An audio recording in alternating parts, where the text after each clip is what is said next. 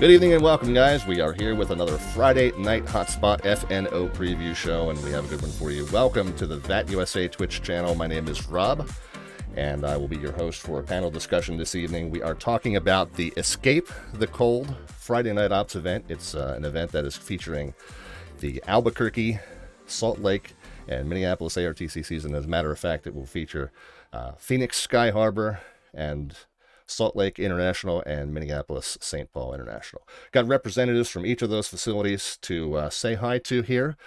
From the Minneapolis ARTCC, the Air Traffic Manager, Dhruv Kalra. Hi, Dhruv. Evening.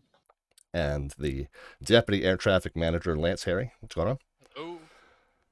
From the Albuquerque ARTCC, and you guys, you've probably heard me say this before, I just refuse to call it an ARTEC, so you have to put up with me saying ARTCC every time. I'm sorry. From the Albuquerque ARTCC, the Air Traffic Manager, Alexandra Robison. Hello. And the Events Coordinator, Bobby Melton. Hello. And then pinch hitting for the Salt Lake ARTCC is the Events Coordinator out of the Boston Virtual ARTCC, but also is a visiting approach controller here at Salt Lake. So say hello to Cameron Peterson. How's it going? Called up to the big leagues. What can I say? There you go. Well, thank you for the big pinch hit at the last minute, and hopefully you'll hit a home run for us. All right. I guess we're out of season with that sport reference, but let's go around the room and do some more in-depth introductions, if you would. And I'm going to start with myself. As I like to say, I'm going to pull host privilege and start with myself. My name is Rob. I'm the host of a Twitch aviation live stream called Slant Alpha Adventures.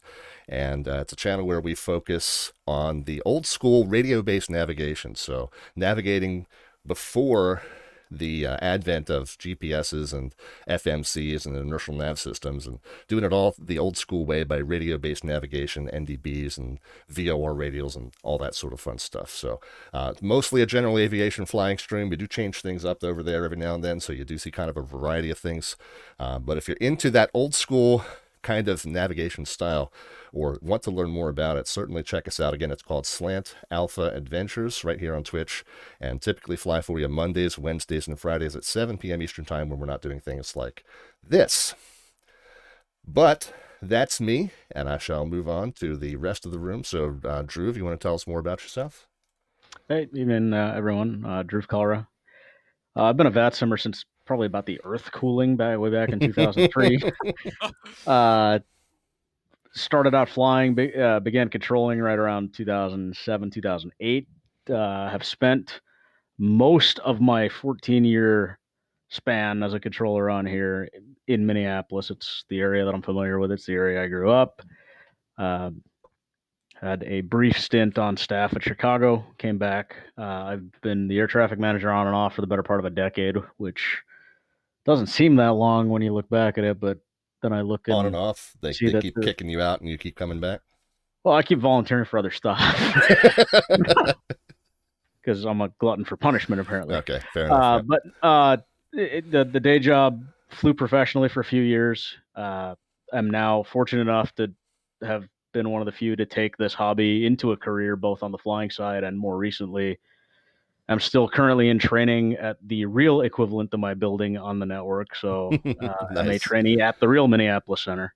Very cool. Hopefully, be done training this year. And you know, Yeah, congrats on that. what keeps me coming back here is just hopefully to give back and to try to inspire other people to kind of take this into you can very much take the video game hobby into a real job, and I Yes, think it's important to pass that along yes, to the and next group, next wave.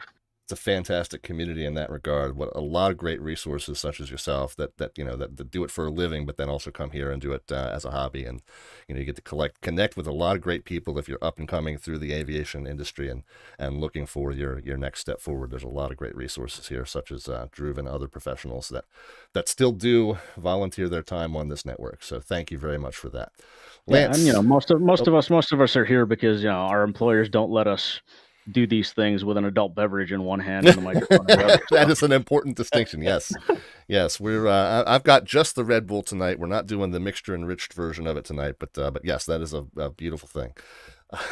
Sorry, I didn't mean to cut you off, Lance. Why don't you tell us a little bit about yourself? All good. Hello, guys. I'm Lance Harry, sophomore in high school still from Michigan's Upper Peninsula.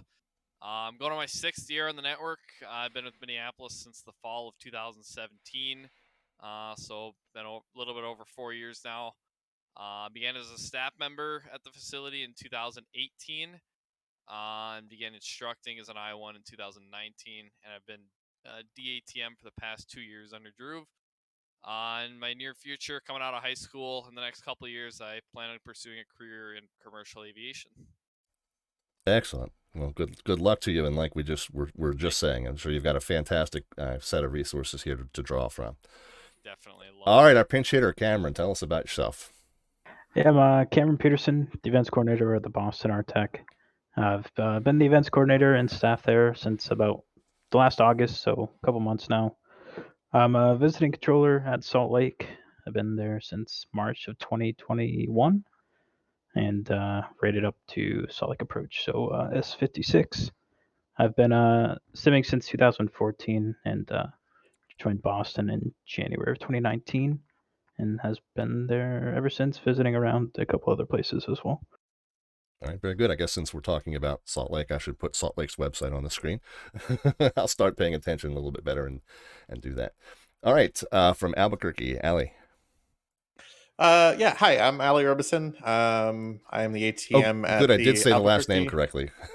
Yeah, nobody does, and that's totally fine. But yeah, I am the I'm the air traffic manager at the Albuquerque ARTCC. I've been in this position since October 2017. Before that, I was the TA, and I've actually continued to hold the position of webmaster since 2010 or something ridiculous like that. I joined the network way back in 2007, 2 weeks after I turned 13. So I'm kind of the story of how someone can start. I was the annoying kid and then started to mature and learn things. And look where I am today. This could be you. Suddenly the less all this annoying could kid. be yours. Same here. All right, and Bobby. Hello, good morning. I'm Bobby. I am the EC at ZAB. I don't live anywhere near Phoenix. I actually live in Ohio, so a little bit of distance, but it's just a great group of people over there. I started VASM back in 2014. Mostly did flying, did ATC a couple times, just didn't feel it out. And then COVID hit last year, and I had nothing better to do with my life than sit at home. So I kind of transferred over here, got through my controlling, became the EC, and then had to take a break, and then came back to be the EC again. And now we're just pretty much here doing this. Very good, very good.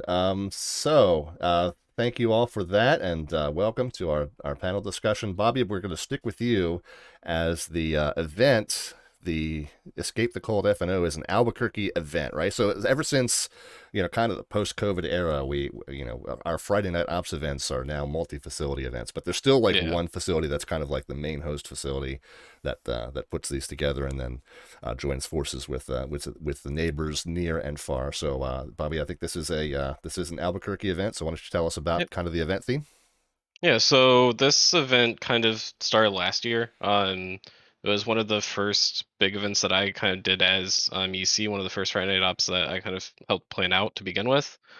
But we're trying to do this every year, basically, kind of as a, hey, winter's here, let's fly the snowbirds away from the snow.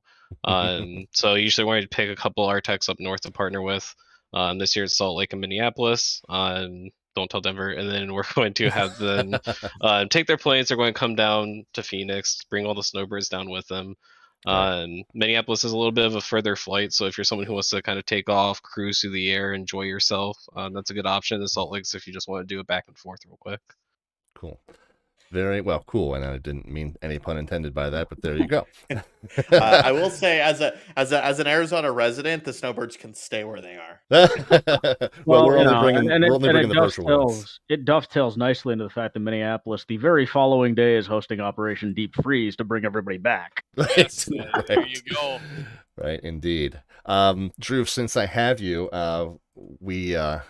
we want to kind of take a peek, since I'm kind of a general aviation enthusiast on the network, and there's many of us out there. I know that we're going to really focus this conversation on airline-oriented procedures or, commercial IFR procedures, but I would be remiss as a general aviation enthusiast not to talk first about some of the GA flying opportunities in each of these facilities. So if you could kind of kick us off and talk about what we have around the Minneapolis Bravo.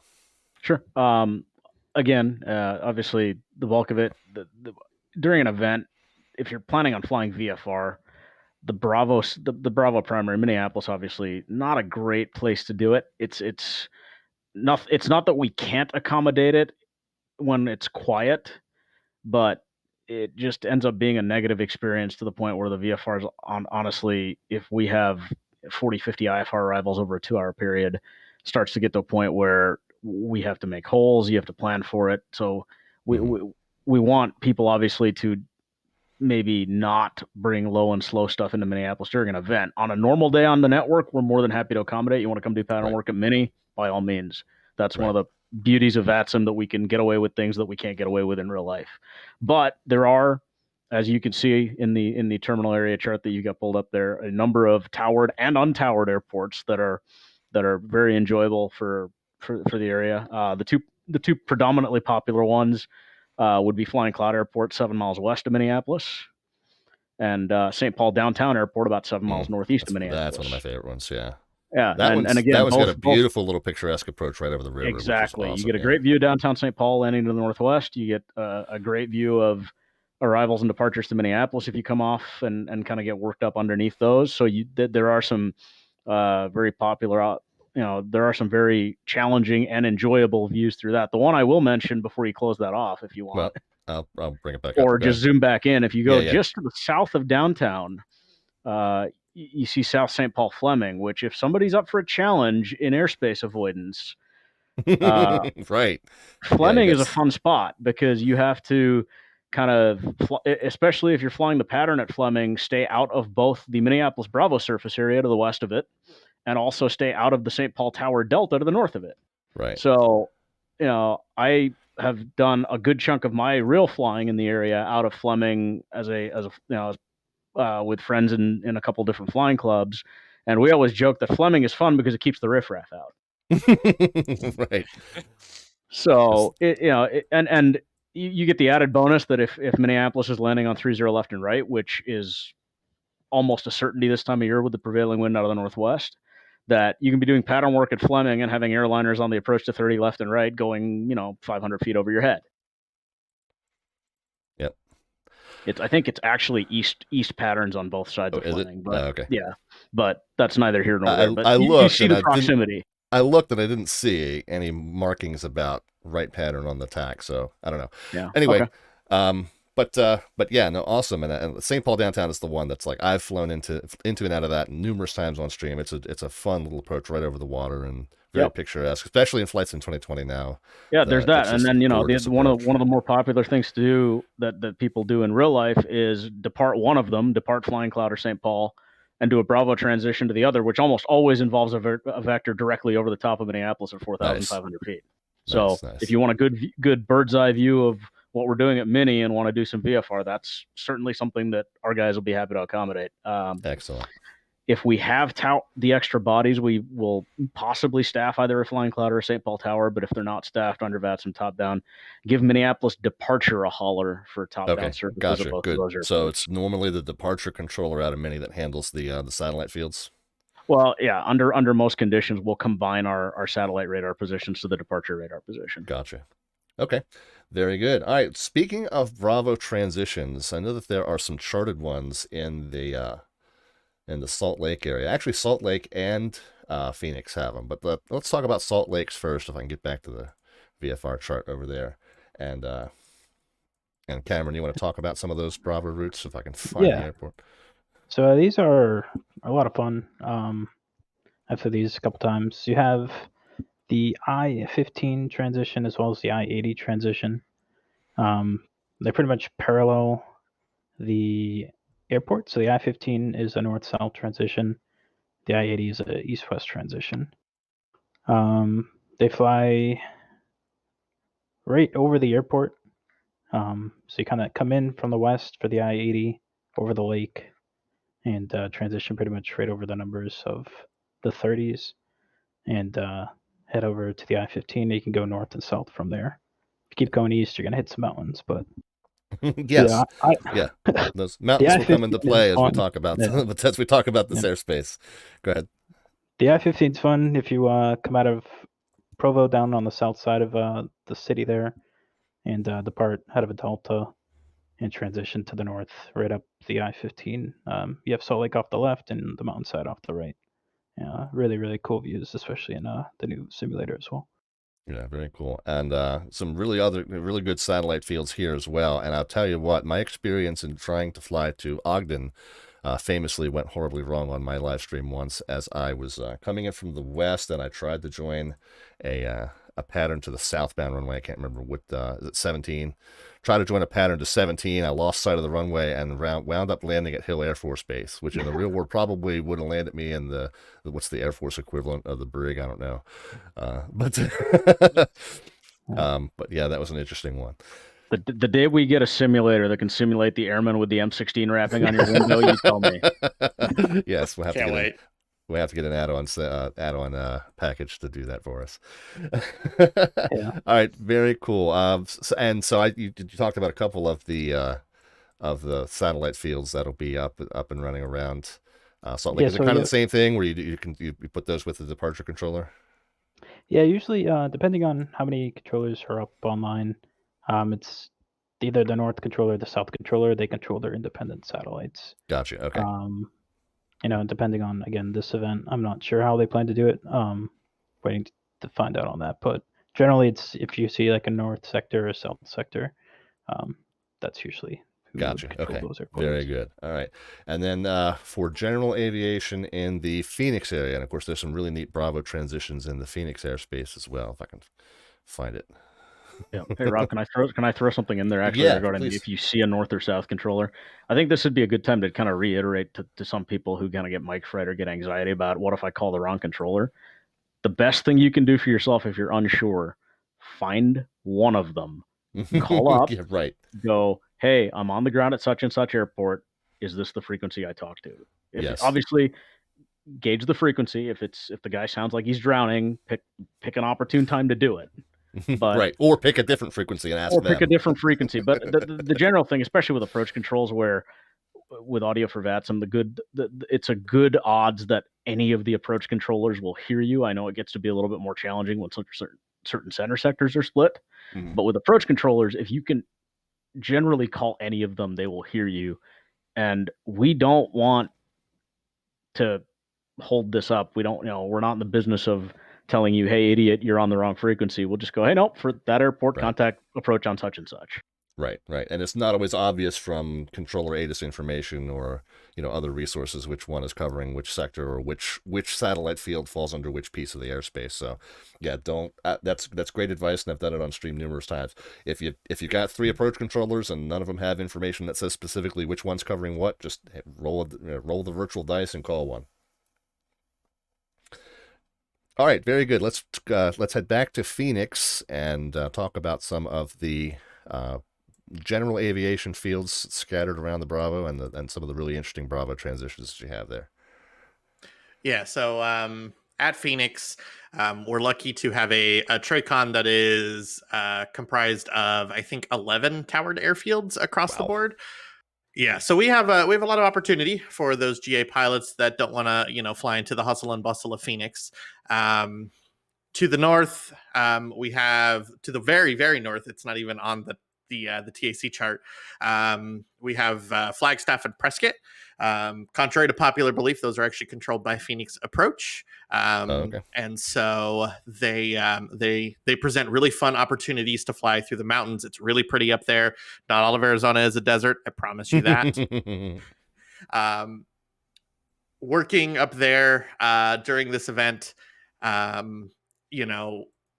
either will be our departure controller, which will cover that top down, but staffing dependent, I might have a very special Dylan Lundberg working that sector up there. Oh, well. So for those of you that are fans of his, give Prescott or Flagstaff a try, and they are very fun. There you go. As far as just real quick side note, and I don't know if you know the answer to this, but I know that simaware.ca, aka map.vatsim.net, has been working on accurately depicting approach TRACON boundaries. Do you know if they are now shown correctly as encompassing Flagstaff and Prescott? They are. I would like to congratulate Dhruv Kalra, who is on this very panel, for making that a thing basically across the country. Thanks to his hard work, Simaware.ca, VATSIM's premier online tracking service, has accurate TRACON boundaries across the country. I'm trying to find the button. There we go. So, so here's an example with Potomac now, covers this weirdly shaped space here. And the nice part, and actually a new feature this week, Rob, just like with the centers, if you mouse over the label, just like you saw the center airspaces light up, if you mouse over an individual TRACON label, those light up now as well. Very cool. So yes, Myas has done a fantastic job of integrating this data into Simaware very rapidly in the last week or two. And so Simaware.ca is kind of the native link, but now it's also kind of been absorbed by the official VATSIM as the official VATSIM map. So map.vatsim.net if you guys want to find this. It's VATSPy is still a great tool, but so one of its limitations is that it can only represent approach sectors as this kind of generic circle that only loosely represents the area that's being covered. But this is fantastic, and it will help clear up confusion for a lot of pilots. Go ahead.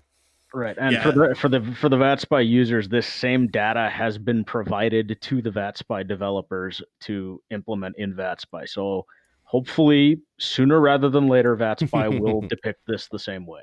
Yeah, but in the meantime, this is a fantastic resource.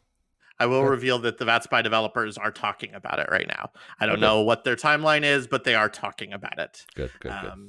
But yes, Simaware.ca is a great resource, and that's why VATSIM Tech Team has chosen as our official, unofficial map.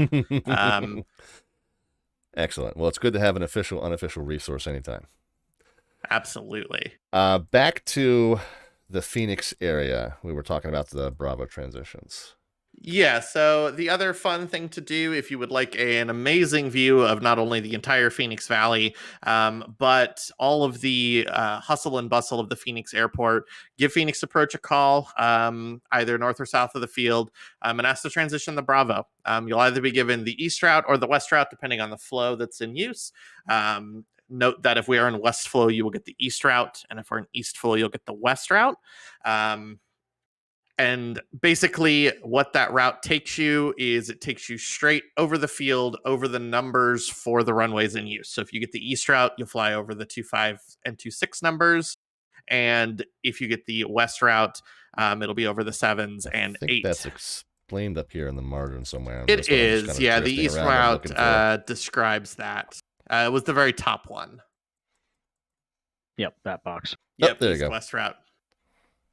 There you go. Yep, and the narrative, I believe, does mention to fly over the numbers.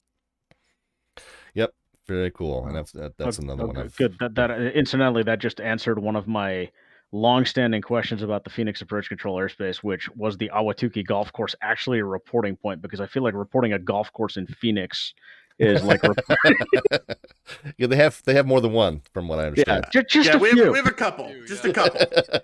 But yes, the Ahwatukee Golf Course is an actual reporting point, and yes, it is pronounced Ahwatukee. Right. But we will pronounce we will accept any botched pronunciation. Well, we pronounce it VPOG, actually. Yeah, there you go. Yeah, there you go. All right, very good. So, not to get too sidetracked with the general aviation stuff, but thank you guys for indulging me on that. As it's kind of one of my passions. But let's move on. My overall vision for the structuring of these panel discussions has kind of been to think about the chronology in terms of arriving at an airport. You follow the arrival procedure, then you follow the approach, then you taxi around on the field, and then you depart again. So as far as we move through this panel discussion and talk about some of the major issues or the common mistakes that you guys see into and around and out of these facilities, that's kind of the order that we'll follow here. So we'll start with the arrival procedures, and then we'll move on and we'll discuss approaches. We'll talk about some ground operations, and then we'll finish up with departures. So, focusing on the featured facilities for the event. Let's see. Have we heard from Bobby? Bobby, why don't you talk us through some of the main issues that you see on the arrivals into Phoenix? Yeah, so Phoenix arrivals are mostly pretty straightforward. The biggest things that we see in Phoenix, whether it's an event or just a normal day on VATSIM, is people will generally they'll put their star in and they'll like plan it 500 miles out and put the wrong runway in, so they fly the wrong transition and end up on the other side of the airport. So if that happens, it's fine. We expect it to happen, but please try and put the right one in. Wait till you actually know what runway you're putting in before you plug it in. Gotcha. So for example, you see the Bruiser up. When you are flying on the Bruiser arrival, you can see at Bruiser, you can either split to the west or the east. Right. And your FMC will automatically tell you which direction to go depending on what runway you put in. So just kind of listen, get the ATIS, and then start putting in once you have the ATIS or when ATC tells you what flow we're in. Should, of course. Yeah, should, but very loosely. The way to verify that, though, is to look at the narrative page on the second continuation. So Bruiser's one of those that you got the main kind of feeders, and then you've got the runway transitions, and then you've got a narrative page. So it's kind of more of a complicated 3-page arrival as far as the FAA charts go. Right. But the beautiful thing about these narratives is it tells you exactly, and if you don't want to read through the entire thing, you can just look at the last one. So if I'm landing 7 left or 7 right, 7 left, I'm going to be on Foal, and 7 right, I'm going to be on Balti. So you can come back to here and go, okay, well that's, that's this path down here, Foal and Balti. So it tells you really easily, kind of visually, then you can know that you're going to be down this fork here. Right. That goes from Bruiser down to, what do you call that? What is that, Baldwill? Or yeah. Some of these points have some fun names. Yeah, I never can figure it out. And also kind of a call out on the Bruiser is generally in the evening. Phoenix is going to just be west flow until the morning because they don't like staring at the sun and it doesn't get super windy there. Good point. So it's east flow in the morning, west flow in the evening, so they don't have to stare at the sun. Gotcha. No, they just make the pilots stare at the sun instead. Yeah, exactly. That's the better option, right? The ones that have the lives on board, but whatever. There you go. But you can see, like, when you're flying the west flow, you're going to go down. You're going to go down the Bruiser side to the east of the airport, down to Cuckoo and Juraz, and then you're going to get vectors to the final approach course. Right. So if you're flying from Salt Lake, that's probably going to be where you're going if you're on the Bruiser. Listen to your call sign when you're talking to ATC, making sure you're getting those vectors in, because a pretty tight airspace to get you into that final approach course. So you just want to make sure you're listening. And it is also possible we may vector you off of the arrival, So they may and split take you you off around the other side of the prior to- airport. Okay, gotcha. The other thing too, just to kind of butt in, if you don't get vectors when you reach Juraz, please don't go direct to an approach fix. That 079 heading off of Juraz. If you don't get a vector by Juraz, we would really like you to fly that 079, please. Right, really like That's you also on the chart. Yeah, exactly. Well, and that's one thing that has come up, and a lot of these issues, guys, really do apply across VAT USA and even maybe globally, some of them.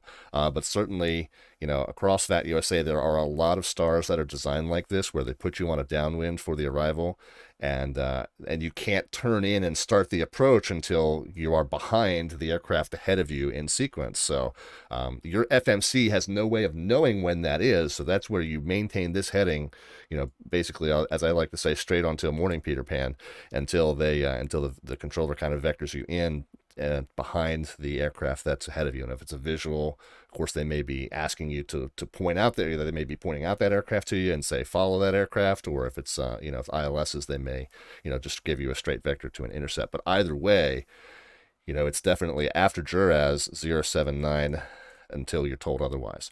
One thing that I bring up in the setup of the plane is that there is a tendency, and I think it's because a lot of the tutorials on how to set up FMCs are not really written or created with multiplayer networks in mind. They're created for, here's the minimum that you need to know to get the plane up and running if you're flying it by yourself. And in that situation, it's perfectly appropriate to finish this point and then go straight to your approach.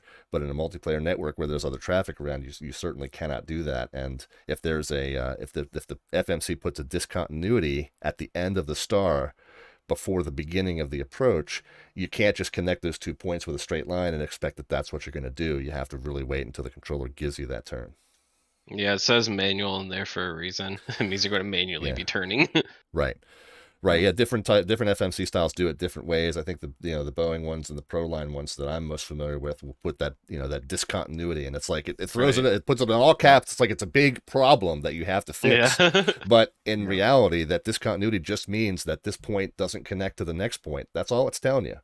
And if that's what's the route entails, if this point doesn't connect to the next point because the controller hasn't told you how to connect those 2 points, then leaving the discontinuity in is probably your best bet.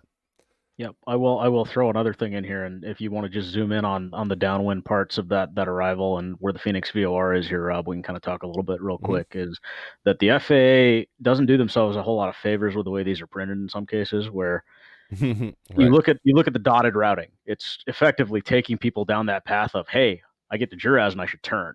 Yeah, I think it's very important, and this is where, again, going back to the description page, that comes into a big deal.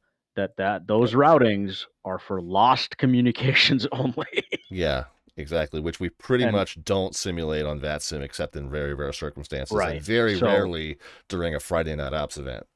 Right. So if you look right above it, landing runways 25 left, 25 right, 26, track 079 to Juraz, then on track 079, expect radar vectors to funnel approach course.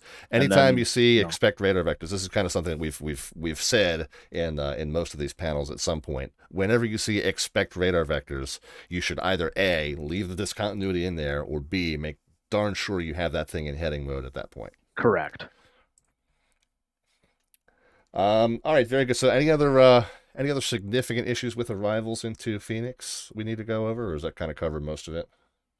One of my controllers asked me to bring up as well that in the off chance that we're in East Flow on the Bruiser, or if the almost certainty of that we're in West Flow with the Eagle, those procedures allow us to dump you straight onto the ILS. And in that case, you might get something along the lines of on the Eagle, it will be at Jaggle, cleared ILS runway 26. Gotcha. And then that will 100% give you the ability to execute the approach. Yeah. I got, hold on one second. Just bear with me. I pulled up the second continuation page and not the first continuation page. This is the one I wanted. Yeah. We got so many pages on these things. I want to. Yeah, well, no idea. Yeah. And this is where the Navigraph / Jeppesen guys get it lucky, because you get a nice big large format chart to scale for a lot of these things. Mm-hmm. Yes. Right. Yeah. If I get a chance, maybe I'll pull that up and we'll compare. Sure. But yeah. So at Jaggle cleared ILS blank, Yep. and you're at Gypsy at Xanax cleared Which ILS I think blank. also then leads to another point, because if you want to grab the ILS 2.6 into Phoenix, Mm-hmm. the other thing that we'll see a lot, and we see it, and a lot of these things are universal, that all of us can speak to it, is that you load up the ILS, and by default in most FMCs, if you load up the ILS, you will get, well, Phoenix is actually smart in that the ILS starts at Jaggle. It's just Jaggle and Prune, which is the final approach fix, Right. effectively. Although you can mess cases things where, up if you pull it in from Tawdry or Seaman. correct. So it's or important to connect Zerlo. the arrival to the right point on the To the approach correct- in yeah, those exactly. cases. Very good. Very good.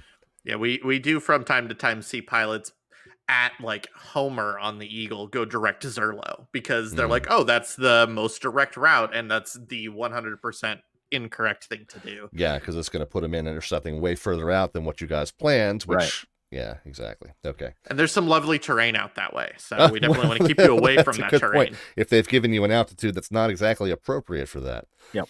Gotcha. Yeah, and Good. if you get confused, I'd rather you ask for vectors than fly whatever you want to fly. Mm-hmm. Yeah, my approach controllers will be more than happy to give you vectors if you're unsure. Yep. Gotcha. So if I had to hazard a guess, the way this will get loaded up in most FMCs, Rob, Mhm. is that if you load the ILS runway 26, it will probably build it out as far as Tawdry. That would be my guess, given that that's what's called the IF, or the intermediate fix. Right. So in that case, you would have to probably find a Jaggle and connect the two Jaggles, so it's one uninterrupted line from the Eagle arrival to the And approach. drop out that Tawdry there, or else your planes Yeah, might turn around and exactly. A lot of this really comes down to read the chart, interpret the chart. Right. Well, that is one. Yeah. And that's another point that we kind of come back to in every one of these panels, which is, the fact that we spend an hour and a half talking through these procedures and showing these charts, I hope is driving the point home that flying these procedures isn't just about loading it into your FMC and hitting LNAV and VNAV and expecting your plane's going to get there. Again, in a single player scenario, that's probably fine. But in multiplayer, where you have to adjust that route, or be vectored for weather, or be vectored for traffic, where you end up in a hold because of the traffic volume or what have you, the route that you put into the FMC may or may not end up being the route that you fly. And so that you're going to have to be adaptable. And that's what I think one of the biggest learning curves coming from that solo environment of, hey, I have hundreds of hours in the PMDG, I know what I'm doing, and then getting on VATSIM and realizing that there's a whole extra layer to this operation that you really haven't had any exposure to until now. So, yeah. And as a very good friend of mine likes to point out frequently, charts are free, especially in the US. Charts are free, and we highly, highly, highly encourage you to have them available and ready, so that you're not surprised by anything. Yep. Right. Very good. Now, one thing that we didn't quite talk about in these arrivals to Phoenix, but it certainly applies, but I know that it was in the notes for Salt Lake, so we'll kind of touch on that point, but know that this applies to really all these facilities. Cameron, is that is one of the main issues that pilots encounter coming into Salt Lake is putting an altitude too low, below the lowest published altitude, on the descend via star. So what's a good star I can look at that would kind of point that out? Yeah, well, I would recommend, if coming from the north, it could be the Nordic 6 if you're coming from Minneapolis. Okay. And have some exciting news, Rob. It's Ben one Lindsey, page. the ATM, is here as well. Oh, excellent. Let's. I think we might need to. He is. Oh, here. we got him in the room too. Ben. Hi. Hey, Ben. Lindsey is the Deputy Air Traffic Manager of the Salt Lake ARTCC, and Ben, Cameron's been doing a great job pinch hitting. We decided pinch hitting was the wrong analogy because we're not in baseball season, but I don't think we came up with a better one. Yeah, But last minute substitute, something like that. yes, no, absolutely. Well, thank you very much. Well, and both of you can please feel free to continue to chime in as we talk through the rest of these procedures. But Ben, thank you very much for joining. So we'll take a quick pause and welcome Ben Lindsey to the conversation, the Deputy Air Traffic Manager of the Salt Lake ARTCC. And Ben, why don't you take a minute to tell us a bit about your simming and aviation experience? Well, I really got into VATSIM. April 2020 was really when I started. I mean, I had an account for a little while before then. I flew like twice and then didn't really do anything with it. But when COVID hit, I saw some YouTube video about VATSIM ATC, so I decided to get back into it. Took about a year, got my C1. Now I'm an instructor and the DATM here at ZLC. Very good. Very good. Well, COVID changed so many things for so many people, but it's interesting, you know, as detrimental as the impact of the thing has been globally. It's interesting that there are these weird positive effects that it had also. Yeah, definitely. Anyway, so we were talking about talking about the arrival procedures into these facilities and what some of the common errors that that controllers see as pilots are making their way in. And one of the things that was brought up as we were kind of passing some notes around prior to this panel discussion was that pilots tend to descend below the published altitudes on this arrival. And I can see just by pulling this up that these lowest published altitudes are significantly higher than you would expect, even though Salt Lake is a fairly high elevation field. But these arrival procedures have you stopping at 12,000, 11,000. So talk us through that. So if you'll notice, it's less of an issue where the arrival attaches to an approach. Like you'll notice in South Flow at Weber, it actually tells you to join the localizer. And so coming in from Weber, if we're landing the 16s or 17, you'll pretty much just be cleared for the ILS 16 left at Weber. If you actually want to pull up the 16 left approach chart here. Yep, so there you go. You'll notice that Weber is like 33 DME. It's pretty far out. So, yeah, you might be cleared for the approach at 12,000, but you've got a lot of time to descend. Right. So it's actually quite unlike Phoenix in that matter, where this is the first fix on the arrival. Right, okay, yep. And actually, if you want to pull the arrival chart back up. Sure. So the big issue is, if you'll notice from Auntie there, it's the last fix that has the altitude restriction there of 11,000. It's a pretty long downwind that the arrival puts you on. Yep. And because of that, people oftentimes will anticipate the descent for the approach and will start descending without being cleared. But all of the departures climb to 10,000 initially. So if the arrivals descend below that 1,000, then they begin to lose altitude separation, and that can cause a conflict because departures will basically climb directly under the arrival stream. Right. There. So that's one kind of important distinction, is when you get that descend via the blank arrival, then the appropriate thing to do is to look at that chart, figure out which of these forks you're going to take. Again, you've already been told whether you're landing east or landing north. Yeah, in this case, landing north or landing south.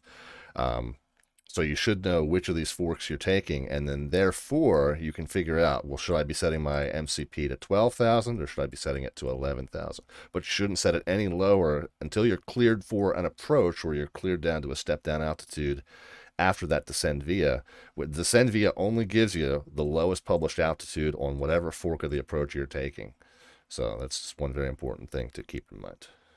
Exactly. And another oddity about the Salt Lake arrivals is you won't actually get descend via from center.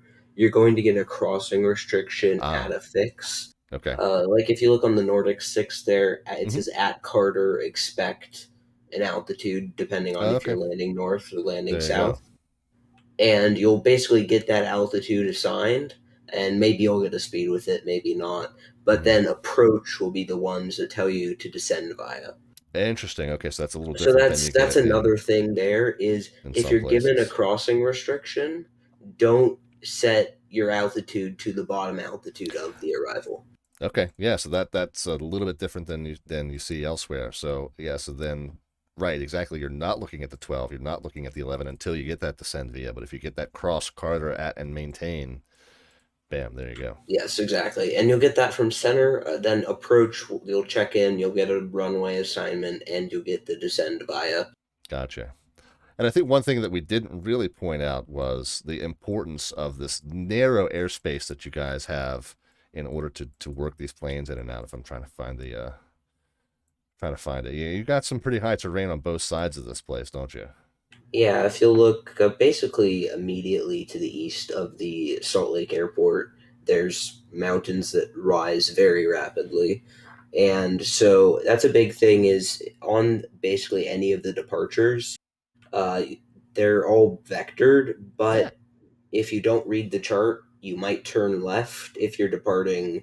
If you turn left or turn right, basically, if you fly east instead of west, then you'll turn into a mountain, and they're sharp enough that basically no plane could outclimb those mountains. Yeah, not the ideal situation. That's one of the things that you as air traffic controllers are trying to avoid.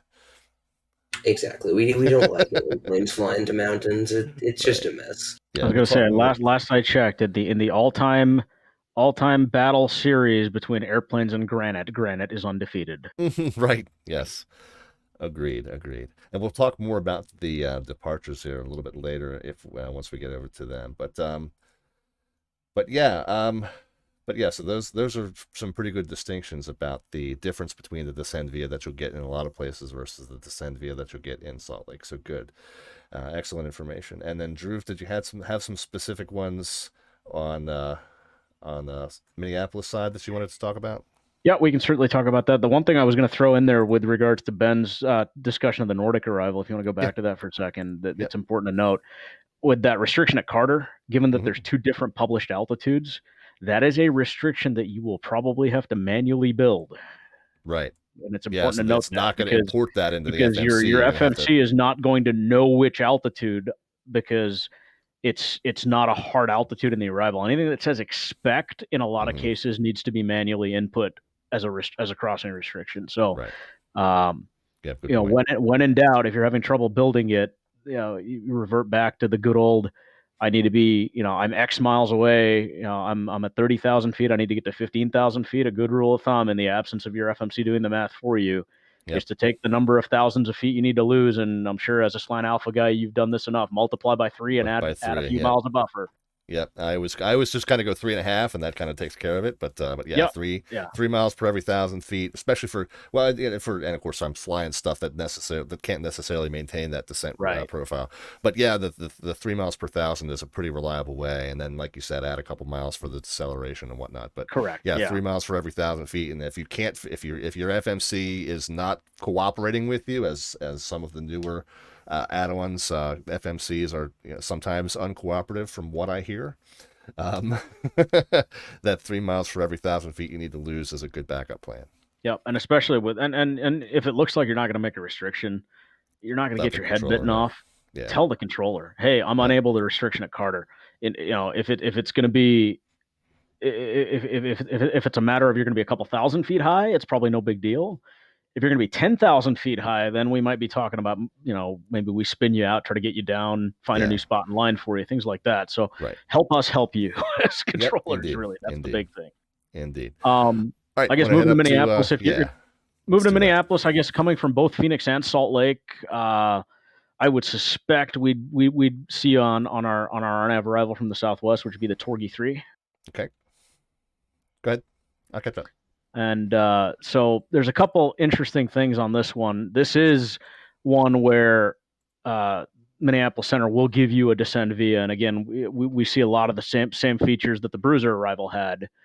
And it says right there, expect descend via clearance and runway transition assignment by center. Now, that's important to note that that's not the actual piece of pavement that you will land on. That is ultimately up to Minneapolis Approach.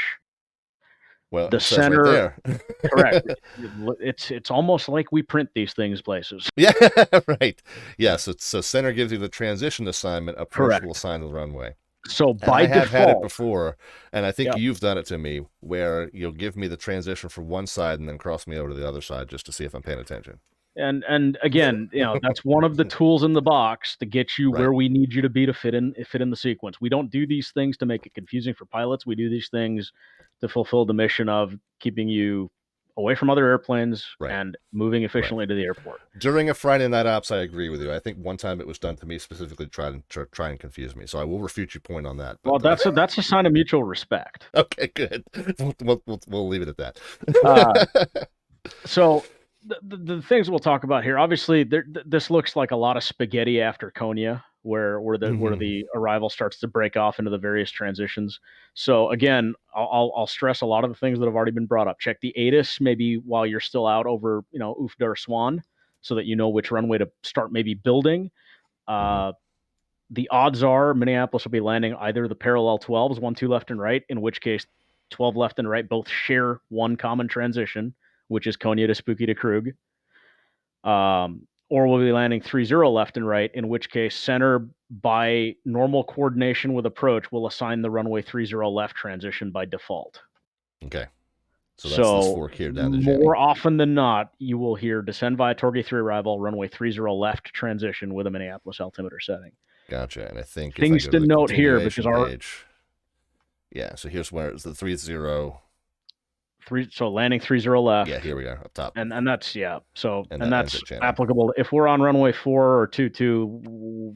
You're probably going to do 5 or 6 laps and holding before you get in there. So let's hope we're not. So we'll pray for 3-0 left. But again, Correct. the kind of the shortcut I've always said is, if you just see which last point it ends up at, that helps you come back to the chart and visualize which of these forks you're taking. Exactly. Things to watch for on these arrivals. We have a couple things. Again, going down the litany of notes. The next one is very important because a lot of times you're going to be flying something that's got a best economy airspeed built up for it, which may or may not be. The goal is that everybody descends on whatever your Mach number was in cruise, or whatever your assigned Mach number was, until your Mach number is equal to 280 knots, and then hold 280 knots in the descent. Right. And what's the phraseology that you often hear that pilots are like, what do you mean by that? So there's not even phraseology for this. If we need something faster or slower, what you might hear center do is maintain X number of knots until offsen, which is the point at which you usually is the boundary between Minneapolis Center and Minneapolis Approach. So that's the fix that we'll use. And then you'll hear, then resume published speeds. Gotcha. In which case, what I've heard, and you can tell me if this is off base or not, but what I've often heard is descend via the blank arrival, maintain Mach something, or maintain 290 knots in the transition, quote unquote, in the transition. Yep, you might hear it that way. There's a couple different pieces of phraseology that can be used to get that point across. Yeah. That's where I've kind of heard it that pilots are confused by. It's like when they say 280 in the transition, that doesn't mean 280 right away. That means 280 right. once. That means when your Mach number speed equals 280. Exactly. So by default, if we don't say anything, we just say descend on your Mach number, hold 280, hold 280 until you have to slow to meet that Jaden at 250 knot restriction, or meet that Spooky at 230 knot restriction. In which case, or actually in that case, you'd be slowing to 250 at 10 in that descent, obviously, because we can't assign you any faster than that anyway. Right. But if if at any point you hear resume published airspeed, if you're at a point where you're still above 10,000 feet, published airspeed is 280 knots. Right. Because it's there, and again, maintain 280 knots until slowed by the star or assigned by ATC in the notes. Gotcha. The one piece of confusion that comes up, and most people are going to be above this, is that generally jet aircraft transition from using airspeed to using Mach number somewhere in the high 20s, usually about 28,000, 29,000 feet, somewhere around there. If you're cruising lower than that and you're already flying an airspeed, well, then what? The idea is, as soon as you are on a published lateral portion of the arrival, so either at UFDA or Swan, you need to do 280 knots the whole way down the arrival from there, if you're already below a point where you can be using a Mach number. Right. Gotcha. So the speed thing is big because obviously we're trying to sequence airplanes. We're accounting for you for everybody doing those speeds, and we'll adjust it if somebody has different wind or if we need to gain space, lose space, things like that. Once you get to approach control, you might hear if you're far enough away from what we call the common fix, which is namely Konya, which is where the arrival starts to break into certain segments. Yeah. You might be told, hey, expect runway 30 right, change to and fly the runway 30 right transition, which admittedly leads to a lot of reprogramming. And yes, some of the conversations and some of the common errors we see with that is somebody will reload the whole arrival and their FMS will dutifully make a hard 180-degree turn and try to take them back to Swanarufka. Yeah. So it's important that if you do that, find whatever your next fix is, so Hamburg, Konya, whatever, and make sure that you resequence the arrival to the correct fix. If you're uncomfortable with that, there is a wonderful magic word that we don't hear enough from pilots with cause, which is unable request vectors. Yeah. I would much rather you admit that when I give you a question when I give you an instruction like that, because I will just tell you, fly present heading, descend and maintain 10,000, expect vectors to 30 right. Right. And the point that we've brought up with some of the previous panels is really that the workload that you as a pilot add by requesting vectors is a couple of additional instructions. The workload that you as a pilot add by accepting a clearance and then messing it up is resequencing an entire flow. Right. So, yeah. And I'll break it down to even something even more black and white than that. If you accept something that you don't know how to do, you're lying to me. If you tell me unable request vectors, you're telling me the truth. I'd much rather hear the truth. Yep. Very good point. Very good point. I think that goes back to what I said before. My approach controllers, and I'm sure Drew's and I'm sure Ben's are going to be more than happy to give you vectors if it means that I can maintain my sequence. Correct. Yeah. Well, that's exactly what I said, was they'd much rather give you the one or two or, worst case scenario, 3 extra instructions, probably a heading or 2 and an altitude that it takes to keep you essentially on the same path as the people that are following the star, versus suddenly having to take you out of line and the plane behind you that got, lost separation, and then, try to rebuild the sequence after that, and then try to figure out where back in the line to fit you back in. So yeah, please, if you're at the point where you're behind the airplane, as they say, you're not programming the plane in enough time to execute the command, then don't feel shy about saying, we're unable, can you give us a vector?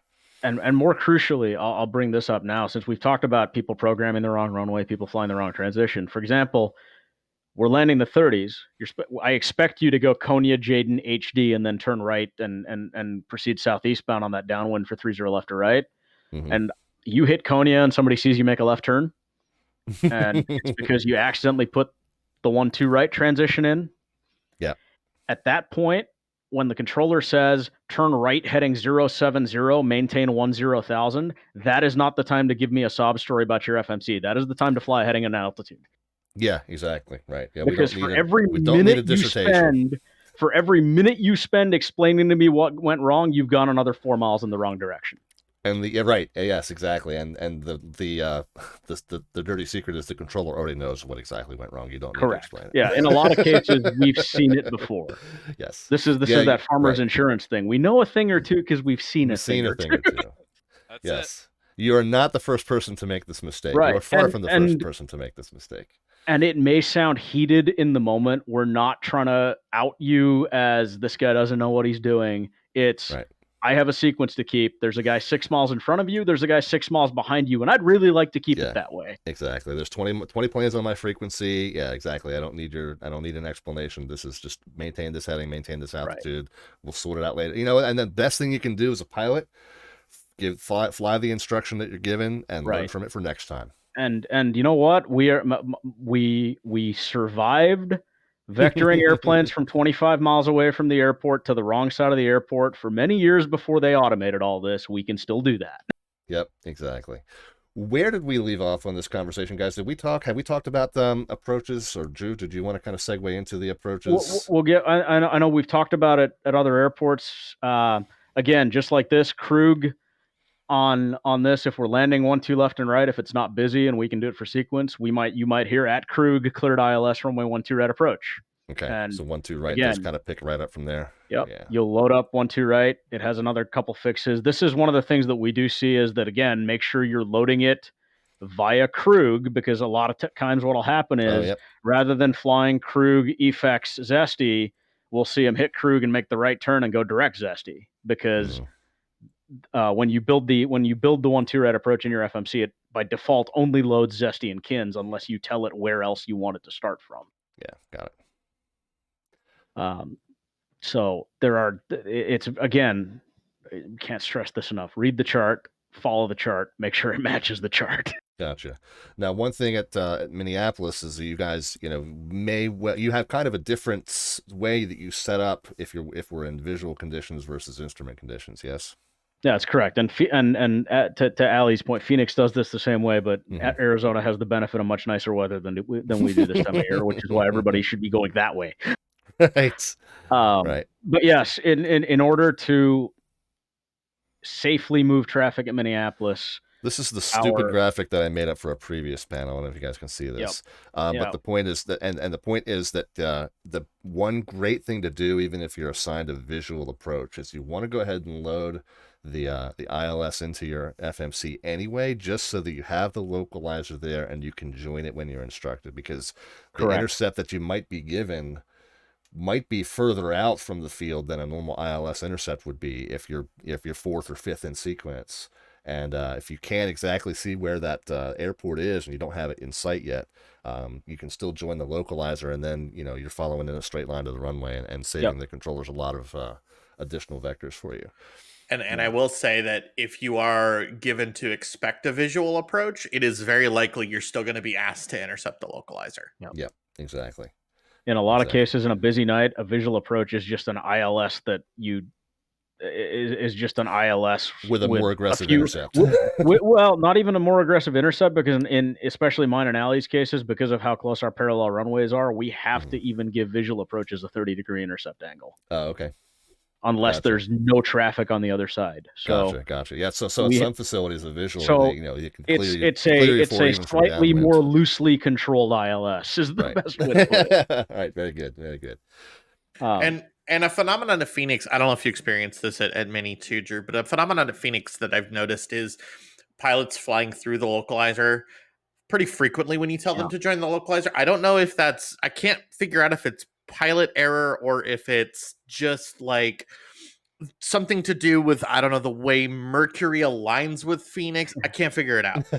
Well, I can speak to that a little bit. If we pull up, say, 30 left, because that would be the downwind arrival at Minneapolis. And what happens is if we're on ILSs, it gets to be a very long final, just because of the virtue of the airport, because of how much space, because we don't have separate runways for arriving and departing aircraft. So we have to give our tower controllers a little bit more space on final to make sure that they can push departures out and gaps between arrivals. So there's a good chance you will join a 25, 28, 29 mile final at Minneapolis. So if you zoom in maybe one or two more clicks, Rob, if you're coming and you expect vectors to 30 left, I would go out ahead and just build the approach out all the way to Hasty, because there's a good chance you'll get sent out that far.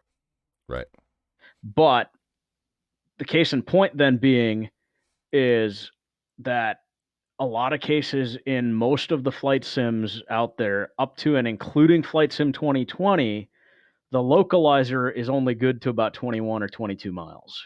Right. And there's cases where we have to turn you in further out than that, in which case it's not a bad idea to just join your pink line in that case. Once you get it, once you turn in and you join it in LNAV until you start receiving a localizer, and and then you and just follow the fixes down. It's kind of a hacky solution. It's a little bit of a cheat. Yeah, exactly. Yep. But I would much rather you fake it down the final approach course than go through it and have us have to S turn you back. Do we need to give the disclaimer not to be used for real world navigation purposes? Yes, this is one of those things where our local, in real life, you can pick up a Minneapolis localizer 45 miles away from the airport. Right. And I Yeah, wish no, we the could do it in simulators. Yeah, flight the various simulators do a varying degree of good or poor job of properly simulating the service volumes of some of these right. navigation So aids. there's only so much you can do, or and it's just a limitation that we have to work with. It's a limitation we have to work around. And look, we get it. We don't like it any more than the pilots do, but sometimes we have to cheat a little bit to get airplanes in. Yeah, indeed. The big thing that going back to having to stagger airplanes left on the left and right, I have to keep you basically 1 mile offset from the guy on the parallel runway. So you will be Gotcha. assigned a number of speeds. We expect you to fly them. You might hear 210, you might hear 190, you might hear 180, you might hear 170, and then you'll probably be told to hold 170 knots until either the final approach fix if it's an ILS, or Narco or Jacko in this case for 30 left and right, or we might say until a 5 mile final if we give you a visual. Don't slow early, please. We're Right. basing that on the guy, you slowing at the right point so that the guy next to you can slow at the right point, so that the guy behind you can slow at the right point, so the guy behind him can slow at the right point. We're not going to assign you something that is unreasonable for your aircraft if we can help it.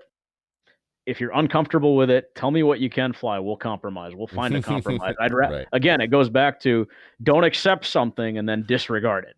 Yes, don't lie to Dhruv, guys. That's the prevailing. Don't lie to controllers in general. But specifically to Dhruv. But to your point about the way the staggered arrivals work, I put a link into the stream chat just now. That is a link to a YouTube video that was done by you guys a couple of years ago, I think. I can't remember exactly when it was, but I know it was at least a year and a half ago because I watched it in my living room at the house I lived at before the one I live in now. But it was it's what you guys call the master class on what was it called? Something about maximizing airport arrival rates. Yes, something like that. And it's talking very specifically about that sequencing that you guys have to do in the and I believe it was specifically geared to the instrument, the ILS scenario where you guys were having to do those staggered.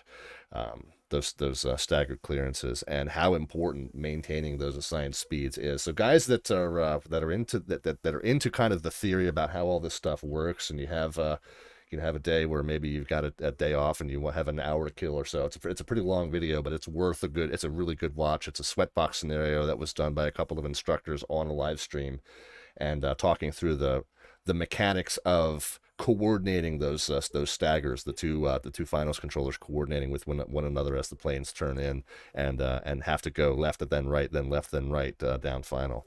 And It was a really interesting watch. So anybody in the chat that would like to give that a watch after we close up shop here tonight, that's definitely a good one to bookmark. Yeah. And with regards to that, and this applies any busy event, any busy approach control environment, below 10,000 feet, it becomes absolutely critical. You turn when you're told to turn, you slow when you're told to slow, things like that. So if we can, you can work on minimizing outside distractions. If you're in TeamSpeak or Discord or something, or your virtual airline ACARs with other guys, below 10, the real airlines do something called sterile cockpit. They shut up about anything that isn't related to the flight. Yep. It's just to minimize distractions. It's a high workload environment. It's not a bad practice to get into if you're less confident in your abilities to keep up with a busy frequency or keep up with a complex airplane, because again, you're doing the work of two pilots. Indeed. And that is nothing to scoff at. And I think that kind of also feeds into the whole concept of aviate, navigate, communicate. When you're given that heading, when you're given that speed, as soon as you hear the controller say it and you understand it, you can start making that turn before you even read it back. Right. Now, the one thing I have always said is that aviate, navigate, communicate is not necessarily the order in which things should be performed. It's a prioritization. So if your workload gets too heavy, it informs on which one of those things is the least important. So you can read back while you're starting to do the command, I think, newer pilots tend to think, oh, aviate, navigate, communicate. I've got to turn and then I can read it back. Not necessarily. You can kind of do it all at once you kind of get comfortable with the aircraft and But the important thing is that kind of immediate compliance. And again, if you watch that video that I linked, and you see just for a few minutes worth of how critical it is to keep that spacing, and how closely timed those turn-ins and those speeds are made. So yeah, absolutely. cool and stuff. There's cases where, and if you're to a point where you're aware enough of what's going on, when you start getting a turn towards the localizer, you get to a point after you do this enough on the network and you fly enough on the network that you can anticipate when it's your turn. Yeah. And if you hear call sign turn left, that's a great time to mouse over your heading bug and just start running the scroll wheel down. Yep. Exactly. Not to cut the conversation short, but I do want to kind of to touch on the approaches at the other facilities, and of course, and again, most of what we've really discussed is not just applicable at Minneapolis. Right. But Cameron, I'm sorry, Ben, we were talking back and forth prior to going live today, and talking about, because of the absence of space for the base turn in between those two mountains we were showing earlier, you guys have a little bit more of a hectic timing situation when it comes to those approach intercepts into Salt Lake.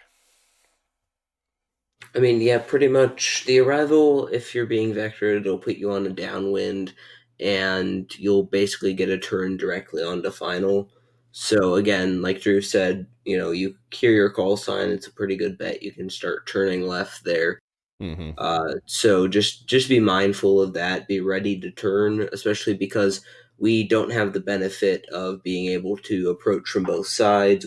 Everyone, despite there being two parallel runways, has to come from the same side of the airport. Gotcha. So we need that timing to work out. So please react quickly. Be listening for your call sign. Don't be, in another window in a Discord call, not listening to the frequency. Right.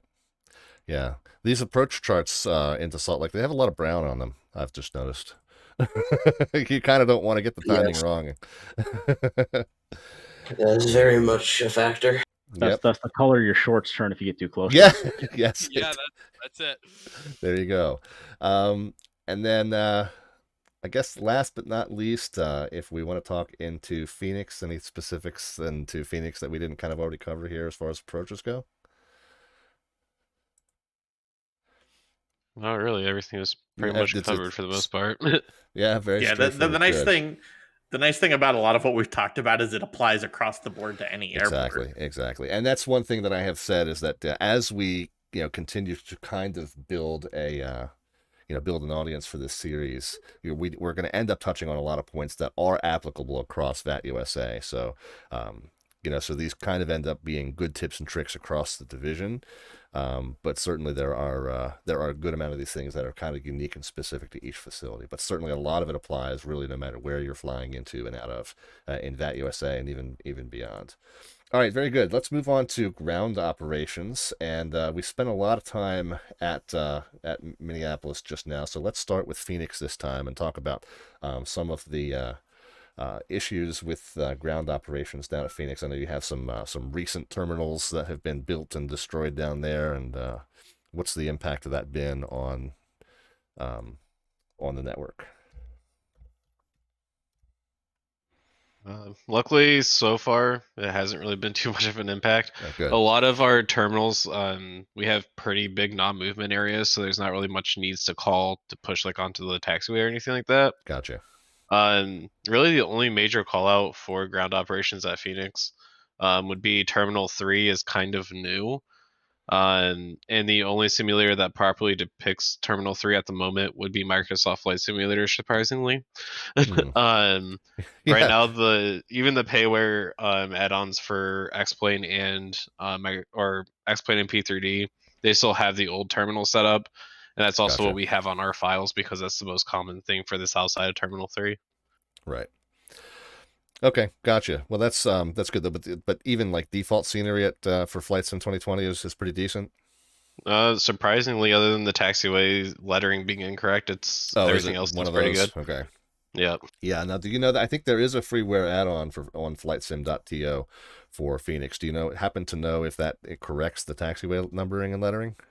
Honestly, I'm not sure. I have that simulator uninstalled.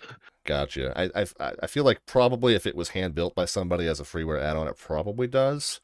I'd hope so. so. It might be a good thing to check. FlightSim.to is I found it to be a really fantastic repository for freeware stuff for Flight Sim 2020. Yeah. It was one of the first ones that kind of sprung into action, and I was skeptical of like where what is this site trying to be? But they're on their game, and they have a great system over there of keeping track of what downloads Right. you have and which ones have been updated. Really cool site. FlightSim.to, guys, if you're not familiar.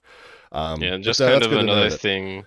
Yep. Another thing about like the Microsoft Flight Simulator stuff, even if you're flying like default scenery and your taxiway lettering might be not what you see in the simulator, that's another thing where you want to pull up your ground chart, have your situational awareness of where you're on the field. Go by what's on the chart, exactly, because that's what the controllers use will that have. ground chart, use your situational awareness, and ignore what the taxiway signs say if they do not look correct. So if you're going west of the terminal, for example, west of the terminal on this main taxiway closest to the terminal south of it, then the first one you encounter that goes all the way to the north side is Sierra, regardless of what the letter on your sign is, and the second one that goes all the way north is Tango, regardless of what the letter on your sign is. So again, if you're trying to follow a taxi instruction that you're given, they're going to be giving it to you in terms of what's on this chart, not what necessarily is in your sim. Again, reminding pilots that are watching this that on that sim, pilots could be flying any number of different simulators. First of all, there's like 9 or 10 different versions of different simulators that you could be flying, and then on top of that, the permutations become endless when you think about the different freeware and payware add-on sceneries for each of those simulators. So there's so many different variations of this airport that you might have. So the controllers really can't keep track of what you have and what your signs say. So you really are going to be expected to look at what's on this chart and kind of correlate what you're seeing in front of you to what is what the actual diagram shows. Yeah, luckily Phoenix hasn't had any major treatments like Salt Lake has at all. Gotcha. Well, let's talk about that next. It's Salt Lake City. I know they've had some construction and demolition up there too, but I think theirs has been a little bit more transformative. Ben? Sorry, say that again. You broke up there. Oh, sorry. Okay, yeah. So we were talking about some of the recent construction at Salt Lake, and how that's changed the airport diagram up there a little bit. Yes, of course. So you'll notice on the airport diagram there, they're sort of the base for a terminal, but no like gates sticking out of it. And then you've got the two like east-west running sets of gates toward the west side of the ramp there. And so there's a bunch of construction going on, so simulators will depict it differently. I know some scenery depicts the new terminals, some depicts the old terminals. Right. And the old ones didn't really have these out here, if I remember correctly. Those terminals are new, and exactly. Stuck out this way. Yeah. And the biggest thing to note, most scenery still has the old one. Gotcha. And if you're on the easternmost terminal of the old scenery, odds are you might have to push onto Taxiway Hotel. And so get permission before doing that. Don't just move on to a taxiway without talking to anybody, because taxiway is the only way people get to 3-4 right. That's right down there. Yep. It's a cutoff point. So please don't do that without talking to anybody. We'll fit you in. Other than that, don't call us for push. That we don't control the ramp. Just call us sort of taxiway. Actually an important distinction. Another one that we kind of talk about each time we do these, but that we didn't talk about today much, is the distinction between a movement area and a non-movement area, i.e. where can you push without having to call ground first. And the general rule, and it's different in a few little spaces, but a general rule is that if you're pushing onto something that has a letter name, that's something that you need permission for first. But if you're pushing to something that's kind of open area, that doesn't have a letter designation, 9 times out of 10, it's considered a non-movement area. And non-movement area means the opposite of what you might think, because it really means you're free to move without having to talk to the ground controller. What it means is the ground controller doesn't control that movement, is what the non-movement area means. All right, very good. And then at Minneapolis, any kind of major ground issues at Mini? Yeah. We often, you guys just talked about earlier, pushing. Minneapolis has a couple spots where guys do need to call for push. So it's on the second page. Yep. I'm working on it. I'm working on it. I'm scrolling as fast as I can here, man. Alrighty. Go ahead. So if we look at the Gulf Terminal, which is in the south side of Terminal 1, guys, if you want to push onto Taxiway Bravo, you will need to call ground control for that. So, we are taxiing people on that taxiway, so make sure if you want to push onto that taxiway, you call ground first. Because that could cause a problem if you don't. Yep, right there. Same thing on the opposite side of the airport. If you look on the north side, that'll be the Charlie gates on the north side of Terminal 1. You will need to call for push on Quebec. Gotcha. Now, between the Foxtrot and Echo gates, there is an alleyway. That is non-movement area. We just talked about that. That pilots can push into without calling for ground. Gotcha.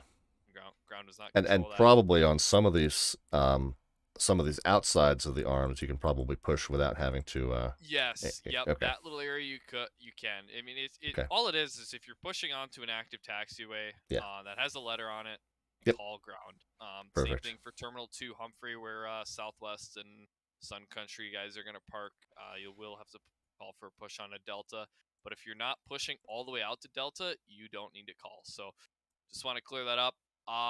Perfect. And another thing I'd like to go over, de-icing procedures. It's going to be very cold on Friday.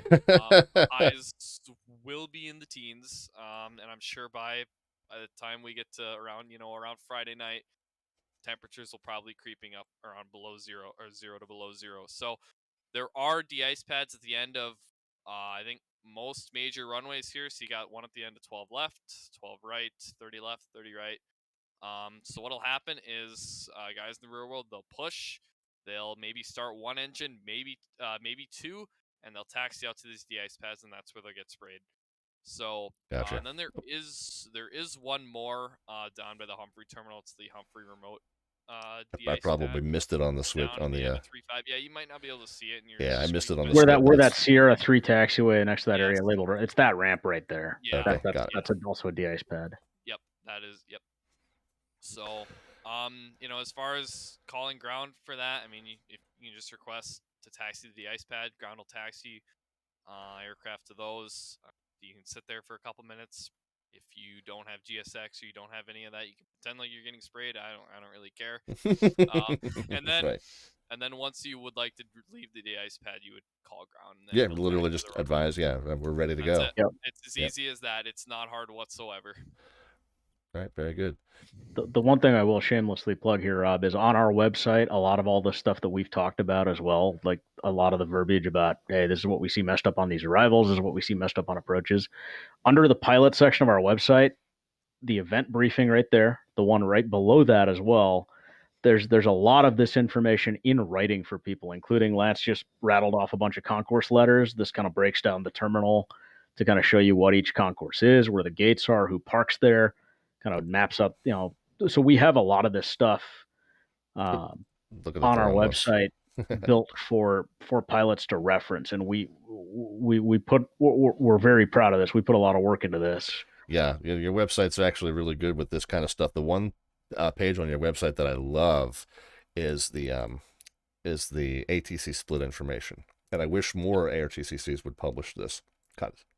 Yep, but that's a good one. When you guys have a lot of different center controllers working, and you have them designated by the sector numbers, well, the sector numbers often don't mean anything to pilots. So it's like we don't know if we're coming in from the east. We don't know. We see a 13 on, or we see a 24 on, or we see an 11 on, or whatever. We don't know which one of these we're supposed to call, but at least this chart kind of gives us a real good idea of which sector is where, and in addition, which ones do you guys normally group together. And of course, that changes probably, from event to event. If you have an event that's going to and from a certain direction, you probably change it up a little bit just to staff those up a little bit beefier. But this is a great resource that I wish more ARTCCs would publish, as far as like just giving pilots a general idea of what sector number corresponds to what. Yep. And again, when in doubt, call the one that you can hear, and tell us where you are. Help us help you. And generally, if you can find a VOR nearby, and most generally, fixes are okay. It's a little more work for us, but if you can find a VOR nearby, like within 100 miles of your airplane, Right. we can usually narrow you down. Worst case, we might have a squawk ident, do something to find you, Sure. and then 400 miles east of Crazy Woman. hey, Yeah, I'm good with that. We know exactly where that one I'm is. good with that. Right. Everyone knows where that one is. And if I can, or even if you can, if nothing else, you notice our smack dab in the middle of the interstates in Minneapolis. If you can tell me you're roughly 500 miles east of Minneapolis, I know where to put you right away. Right. Exactly. Then they can have some sort of a sense of which side of the scope to look on you on. Right.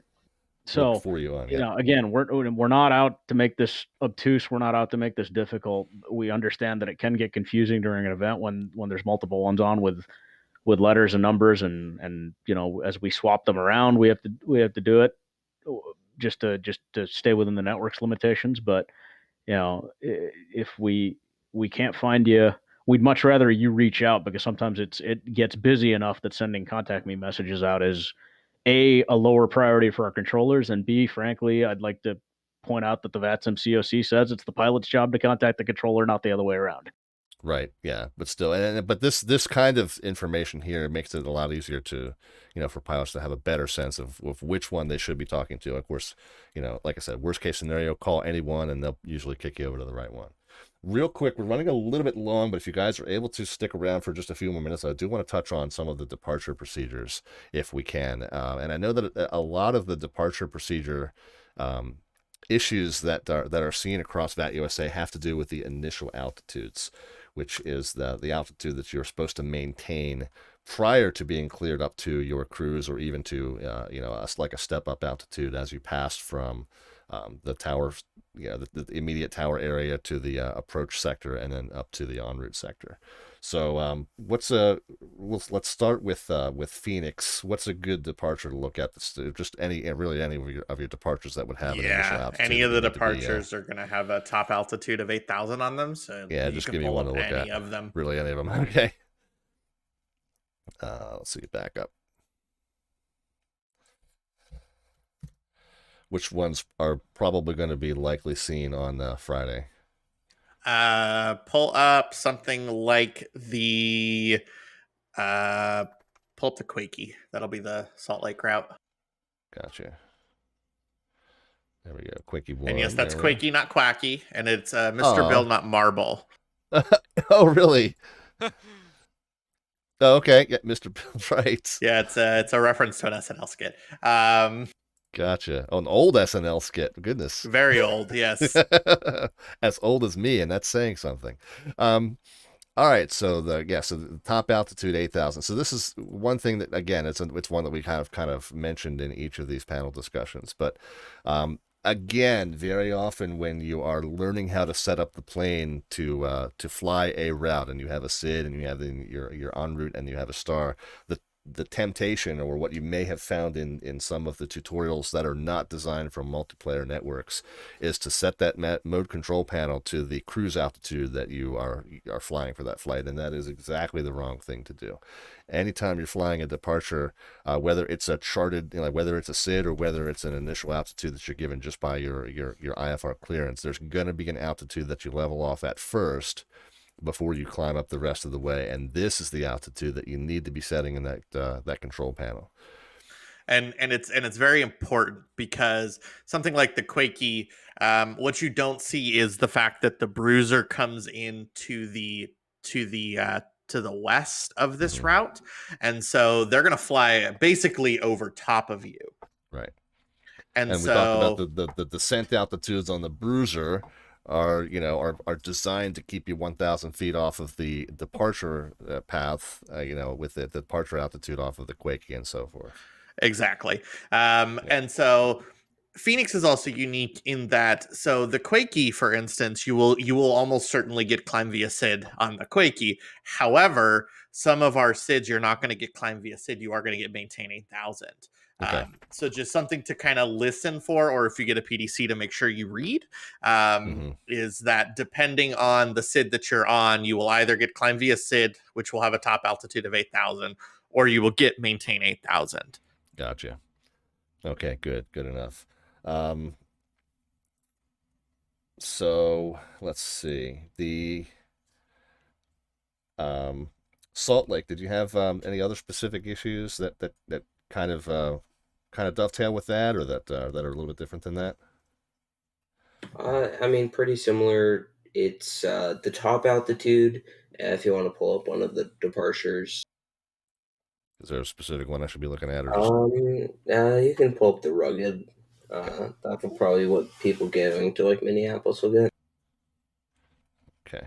Go ahead, start talking. I'll catch up. Yeah, so it looks Oops. like you scrolled by it I there, did. but I'll get if it. you'll notice, the top altitude is generally flight level 230, but Okay. your initial altitude will in your PDC will be 10,000, and so please don't climb above that initial Gotcha. altitude because again, you'll climb just like the arrivals need to maintain that altitude so they don't descend into the departures. Departures need to maintain that altitude so they don't climb into the arrivals. Gotcha. Well, that's an important distinction then, because on this chart, the top altitude of flight level 230, you very well might be tempted to set, 23,000 in that panel. But if your IFR clearance specifies something else, something lower, then that overrides what's on the page. So that's a very important note. That's a very common mistake that pilots make, and when there's a lot of traffic on the downwind, it can definitely create problems. Gotcha. Let's see. Also worth noting, in your PDC, you're likely to get an instruction if you're a jet that is maintain 230 knots. Okay. And so that's just to get you climbing up quicker because we need to get you high above the mountains. So okay. basically just read the whole PDC. Gotcha. That's what that boils down to. Make sure you actually read the altitude you're assigned. Make sure your route's the same. Don't just look for the squawk code and call it good. Gotcha. Very good. And then, I guess also worth noting, there's no RNAV off the ground, no pilot nav. It's all hybrid or vector. Right. So you're going to get a vector off the runway. If you want to look at the description, you'll see it's a climbing right turn or a climbing left turn on a heading between range and ATC. So ATC will issue those headings with your takeoff clearance. If you want to pull up another departure like the Zions. So I think what's interesting, what's key to take away from that is do not depart in LNAV. Yeah, exactly. Yes, right. exactly. And that is something that we've, again, touched on a lot of these, and that's the departure discontinuity. Now, the departure discontinuity in your FMC, often is okay to delete if you are 100% certain that you are not going to put this plane into, as Dhruv just said, into LNAV mode that will start taking you toward Bubby until you're told. Again, it's one of those situations where you're going to see this word radar vectors, or a lot of charts it's written at expect vectors. So anytime you see radar vectors or expect vectors, that's a should be a big red flag to you that you're not going to turn toward a certain point on that departure until you're told to. Exactly. And then I cut you off. Were you making another point? Go ahead. Yeah, no worries. So if you look here, if you see initially off the runway, it's a heading of 160. Mm-hmm. And so that should be backed up by the tower. But in some cases, you might not get a heading with your takeoff clearance. Just look on the chart. If you don't get a heading, look on the chart for the heading. Again, Gotcha. Charts are free. It costs you nothing to find the most up-to-date chart, so please read them. Yeah, and then you'll get a vector to the initial fix. Yeah, one important instruction in this one is 160 to 7,000, then as assigned by ATC. So that's another kind of important yeah, note in that chart. So just read the full description on the chart, and there won't be any issues. And if you aren't sure, please just ask. We'd rather you ask if you're unsure than you end up turning and climbing into an aircraft that isn't a giant rock. Yeah, yeah, that too. Right, very good. All right, and then Minneapolis, did you have Lance? Did you have any specific ones you wanted us to look at real quick? Yeah. For this event, typically guys are going to be flying with Shep 9 departures, so we can go ahead and look at that. Okay. Oops, I just closed that. Go ahead, start talking. I'll catch up. All right. So for all the departures out of Minneapolis, phraseology from clearance delivery or in a PDC is going to be climb via SID, accept, maintain, and then X altitude. For the jets, it's more often than not going to be 7,000 unless you file a really low altitude. Your initial altitude would be 7,000. And the only part in climb via SID is, there's a few altitude restrictions you got to be above, and they're basically just at or above 3,500 across 7 DME in Minneapolis, at or above 3,500. And that's the whole point of that is just miss the Flying Cloud and St. Paul downtown class Gotcha. airspaces. This keeps you in the Bravo, So, right? Yeah, exactly. Keeps you in the Bravo as well. So nobody usually misses those, and that's never a problem. Mhm. The problem is climb via SID except maintains 7,000. So if you can't get a word in with departure, you have to level off at 7,000. If Right. that's what you got assigned, you have to level off Right. at that until departure clears you Hey, higher. Even with that, you still have to. Exactly. Yeah. Even with that Wallbach transition Mhm. at or above 16, that's when that applies after you've been cleared higher. Right. So, and hopefully at that point you are. And then for the props it'll be around it should be 5,000 unless you file the lower altitude. So, common errors are departing out of Minneapolis, the tower controller will assign a heading. It's either runway heading or it'll be heading somewhere else. So if we're in the 30s for Shep departures, it'll be some sort of left turn, either heading maybe 260, 280, maybe it's 275. I don't know what it's going to be. It could be different. But make sure when you get airborne, I know there's, we talked about this, it's a high workload, especially, one pilot doing the work of two. Start that turn, that's got to happen. I mean, you can't wait until you're 5 miles off the departure end of the runway to start making that turn. So the sooner you start it, the better. I know one distinction that we kind of talked about, and I don't really know how. I really kind of wish we had a little bit more time to go into this in more detail. But that's once you make that turn and you're on that heading, and you're given that proceed direct blank. Yeah, the difference. I know where this is going. The difference right into my between. next point. Yeah. Go ahead. Go ahead then. Well, okay. So,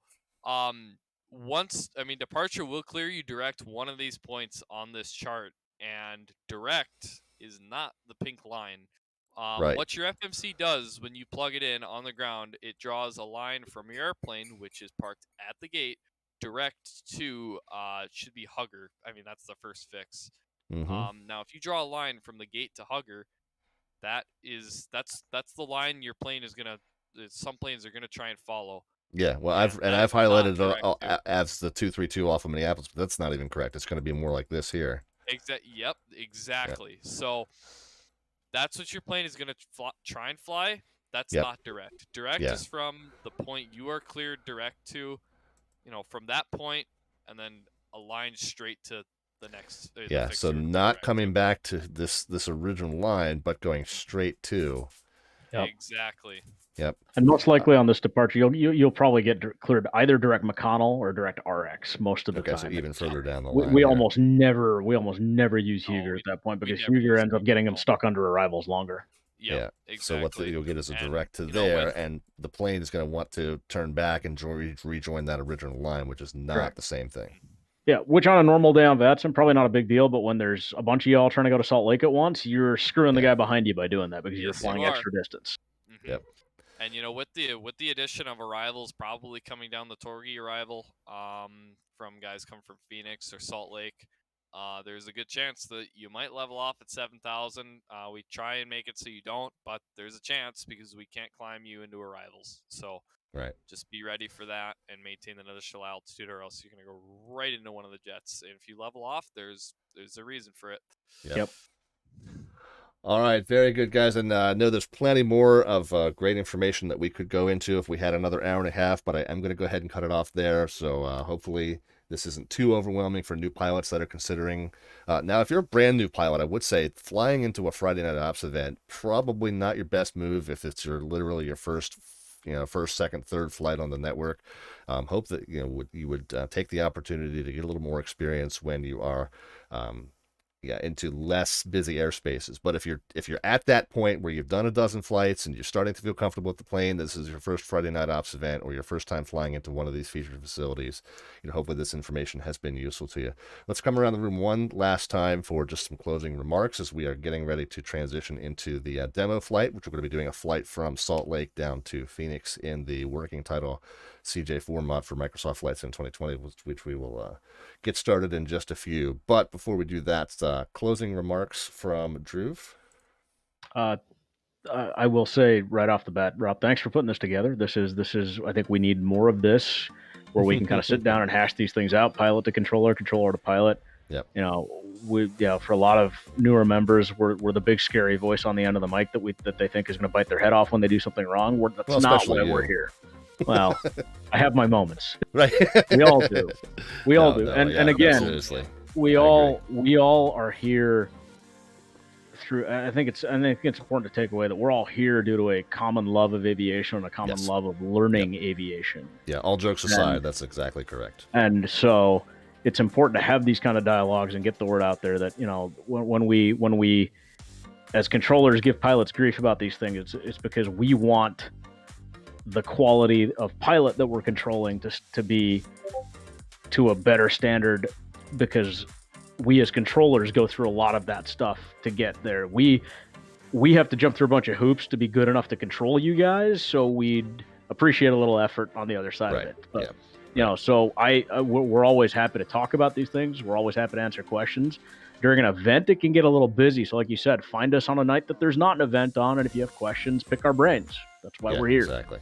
So great. Thank you very much. I appreciate continue to explore these resources, and thank you for putting this together. Yeah, very good. Thank you very much for participating, Dhruv. We appreciate, especially with your real world experience, bringing it in. Of course, I know many of you, have quite a bit of real world experience that you bring in, but yeah, we really appreciate it. Lance, you want to make some closing remarks as we go out? Yeah, sure. I mean, Rob, thank you again for putting this on. This is awesome. Definitely in the step in the right direction to, getting some of this out public to pilots who, maybe are a little bit confused about how some of these procedures work. And getting used to reading some of the charts and getting used to the procedures of some of these Metroplex airports. They're complicated, but typically, you get used to a few of them. They're mostly similar throughout the rest of the country. Some airports have little nuances and differences, but they all somewhat follow the same format. So that's important. I think that's great that we're pushing this out now. And even as pilots learning, pilots are learning things new every day. I myself as a controller, I don't know everything. I'm still learning things. Oh my goodness! Well, but flying or controlling, if you ever get to a point where you think you know everything, that's the day you're about to make a huge mistake. Right. So even I'm not perfect as a controller. I'm going to make some mistakes. So just remember that the controllers are not robots. They're human, just like pilots. They're going to make just as many mistakes as pilots will sometimes. So I've been CPC'd for probably, I think, well over 2 years now, and I'm still learning things over and over. So it's it's a learning experience for everyone, and I think that's something we need to take away. Indeed. All right, Ben, closing remarks. Yeah, so on behalf of Salt Lake, Ben had to actually step out. So on behalf of him, Kyle, and Nathan, all the staff over there, thanks for putting this on, Rob. I think they're going to have a really fun time. And hopefully I can get home in time to help them out. But all these sort of things you guys do is really fun. Very good. Cameron, I know that you were a last-minute addition to the panel. We had Kyle Sanders, who has actually been on one of these panels before, that had a last-minute personal conflict come up, and then Ben said that he was going to kind of be in and out with another last-minute personal thing that came up. But both of those were really fantastic contributors as we passed the notes around prior to the panel starting. So we had some real good notes as to things that we wanted to cover, and then Cameron for kind of jumping in cold on literally like 35 minutes notice. We really appreciate you stepping in and talking us through this stuff. So thank you so much for doing that. Yeah, no worries. All right, and last but not least, from Albuquerque, Allie. To echo what everybody else has said, Rob, thank you for putting aside part of your day to to sit here and chat with us about, you know, this thing that we all love. You know, I really appreciate that. You know, to all the pilots out there, we hope you have a good time flying. And just, you know, remember the human on the other side of the scope. That's what we are. We're human just like you are. We make mistakes just like you do. So yeah, just remember that when you're flying and it's busy and you're trying to get a word in edgewise. Just know that we are also trying to get a word in edgewise. So yes, indeed. Very good. And all right, Bobby, send us out. All right, echoing what everyone else said, really appreciate you setting this up. I'm hoping it's reaching the people that need to hear it. Very much, if you're looking forward to seeing everyone flying, if you are flying, just remember, take a deep breath if you get overwhelmed, ask questions if you're not sure what to do. We're looking forward to seeing everyone on Friday. All right, very good. Thank you all for being here. We really appreciate. Oh, sorry. Go ahead. One last thing for everybody. So Evan Bradley, one of the members of my events team, made the banner. I'd like to shout him out for making this amazing banner, but I would also like to offer, if anybody can find the hidden message in it, shoot me a DM with the hidden message. I would love to see if anybody can find it. Well, it's not Don't Tell Denver. It's not Don't Tell Denver. That's the one that everybody knows about. There's another hidden message somewhere. All right, very good. Well, that's going to be my project as we get up to cruise at the at our demo flight. But very good. No, thank you all again for being here. We really appreciate your time and your participation and your willingness to share some of your thoughts and tips and tricks on how to avoid some of the common issues coming in and out of these featured facilities. So thank you all very much for doing it, and hope that we will get to see you back for future events as well.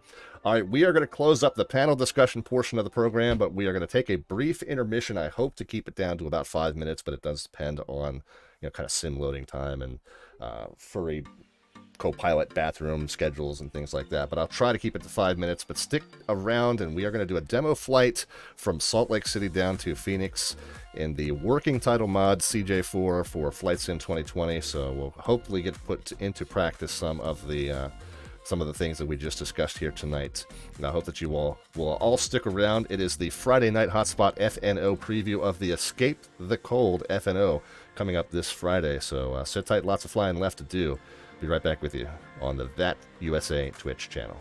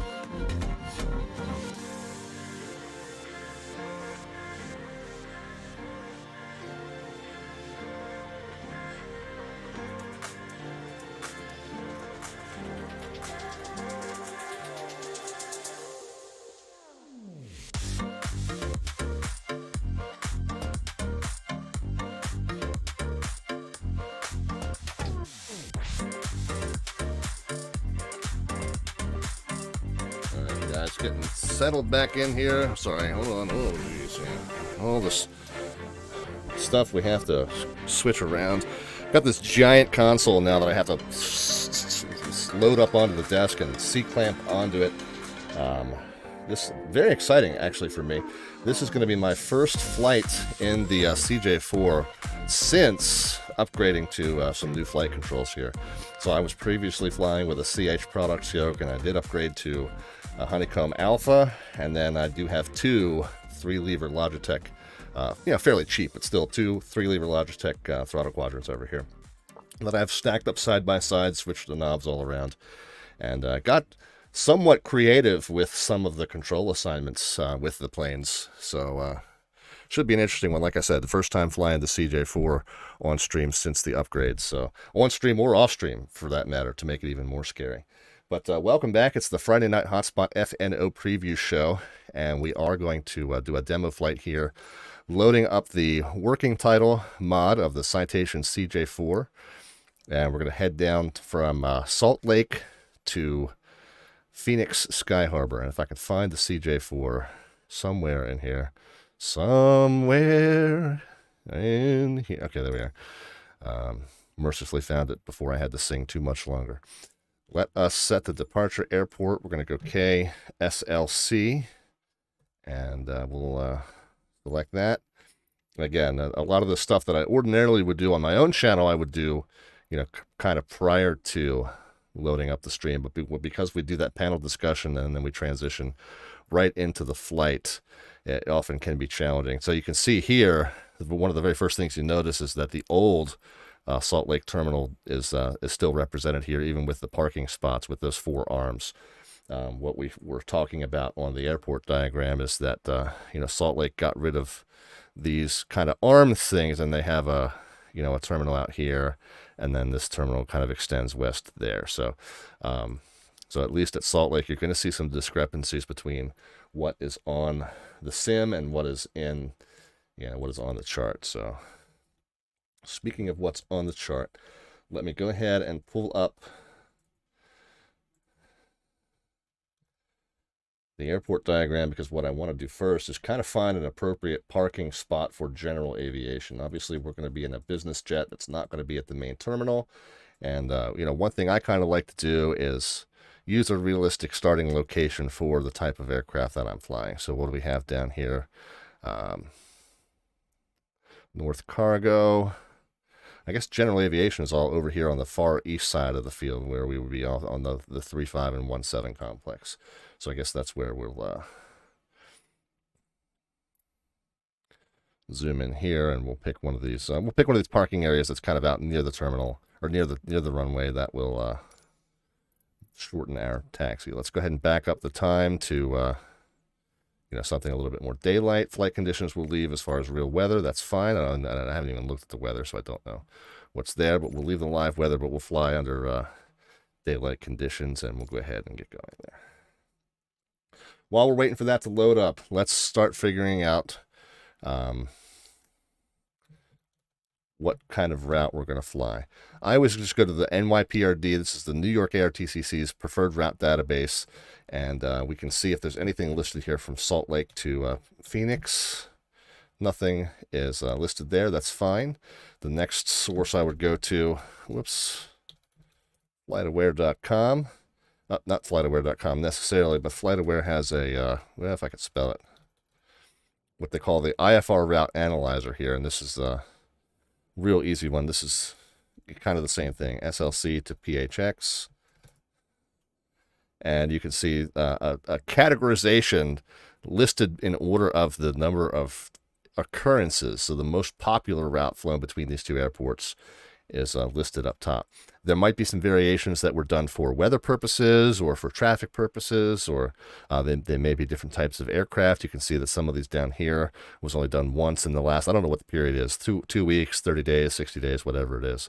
But this one was something that flew at 12,000 feet. So if we pull that up down here, that was probably some sort of a general aviation aircraft. But you can see most of the jets are flying anywhere from flight level 260 to 410, and they're on this route here.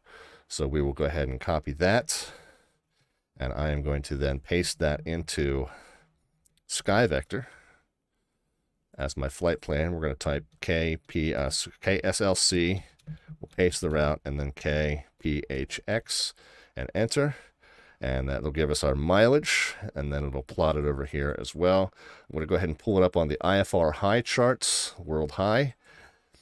And so we can see these how these routes shake out on the high en route routing. But the very next thing I'm going to do, and you can pull these up directly from SkyVector, but I always kind of use this digital terminal procedures page just so it comes up in a separate choice here. But let's pull up again, always crucial. Whoops, not Phoenix. I'm getting ahead of myself here. Always crucial, not just to program these routes into your FMC and believe that your job is done with your route prep, but always you want to look. It's the Archies 1 to MILF. I'm sorry, to where is that? Hold on. It's the Archies 1 MILF transition. Oh, it's the Milford. Okay, sorry. I had it halfway there. The Milford transition. And then it is the direct to Corker, and then the Tents, and then the Bruiser 1 arrival. So there's really not too much in the way of airways. We're kind of doing this RNAV thing where we're just going direct from point to point to point. And it's coming up with a little bit more of an efficient routing. But this is indeed, I mean, we saw on the FlightAware page, 71 out of whatever how many flights it was, they used this exact route. So that's what they use in the real world. So that is what we will use. All right. Ready to fly? I don't know if we're ready to fly, but we're ready to load into the plane, I suppose. So bump the viewpoint up a little bit. I'm going to put some stuff into my flight planner, which I'm going to do off screen. But my flight planner, which is going to allow us to just calculate some fuel and flight time. A lot of folks get the fuel and flight time estimates off of SimBrief, which is all well and good, and it's generally a pretty decent resource, at least for jet IFR flying. It's varying levels of success with other types of flying, but certainly for your general commercial aviation flights, it tends to be pretty okay as far as giving you some parameters for your flight in terms of the routing. That's another source that you can get routing from sometimes. And it should give you some good information on flight time and fuel estimates and things like that. Now, coming back here, I use my own spreadsheet for this. If you want to know how I come up with my estimates, I have on my YouTube channel, if you just search up Slant Alpha Adventures on YouTube, have a playlist called VATSIM Tutorials that you can check out. And that gives you, some kind of a rundown of the math that I use to come up with flight time and fuel estimates for my flights. You can see that in action on my stream. For the most part, they tend to be pretty good. Every now and then there's a little bit of a deviation, and it's normally something that's explainable. There's some sort of a reason that the estimate is off that we can kind of figure out. But a lot of times the estimates are pretty darn dialed in, and we'll see how well or poorly we do tonight. One thing I didn't happen to pick up is this an eastbound or a westbound? Let's go back to the let's go back to that FlightAware page and see if most of them are flying eastbound or westbound on this route. KSLC. It's really more southbound. I have a feeling it's going to be westbound, which would be an even numbered 1,000 altitude. Well, see, some of these are not. Yeah, most of these, well, you got a few that are. So you got kind of a mix here, but it looks like the preponderance are listed as eastbound. So, sometimes it's hard to tell with north and south flights, whether it's slightly east of south or whether it's slightly west of south. So you can kind of look through FlightAware and see what the real world's doing. And it looks like most of these guys are on odd numbered thousands, which would be an eastbound flight. What is it if it's straight line? I mean, that's kind of another way you can tell is just a straight up magnetic heading from one to the next. And what does that say it is? And it's hard to read on my screen. I think it says 169, so that would indeed be slightly eastbound. So that is consistent with what we were seeing. All right, so I'm going to say for the BizJet, we're going to say 41,000 feet. This thing can get up there pretty high, and so that's what we'll plan on. Primary mileage 471.8.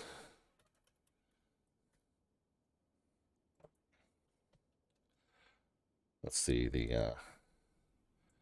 what are we going to use as an alternate, guys? Let's just kind of switch down to the VFR. There's really not too much that's near Phoenix, but if we had to divert, I guess Albuquerque. So if I blank this out and just go K, A, not Albany, A, B, Q. Make that mistake every time I go to Albuquerque. I take a wrong turn there, just like Bugs Bunny. PHX. So that's 285.4 miles if we had to divert. So that's going to inform on how much reserve fuel we take on board. And so they're going to load up the plane. Fortunately, it's just the one hop that we're doing. My spreadsheet says we're going to load this plane up to just about 72% full under those circumstances. So that should still be plenty okay. Let's go back to what we had in here before just to have it. All right, so we've got the airport diagram. We've got the Archie's 1 departure. Again, we're going to maintain a heading until we are radar vectored to scant. So all that is good to go. Again, it's flight level 230 unless our clearance says something different. So again, that's going to inform on how we set up the airplane. But let's go ahead. I think we've got everything we need. I'm going to put the initial altitude of 23,000 into my planning spreadsheet, but we know that we will modify that depending on what's in our clearance. We are expecting our filed cruise altitude 10 minutes, 10 minutes after departure. I'm going to go ahead and fill that in. We don't yet know the departure frequency. We don't yet know the squawk. We don't yet know the departure runway, although we can maybe guess. I don't know if they can depart us off 35 or whether they'll taxi us over to one of the commercial departure runways. One thing I don't have up right now, I don't have VATSPY up, but we were talking earlier about map.vatsim.net right now being a little bit more accurate of a representation of approach and departure airspace. So let's, where's the ATC?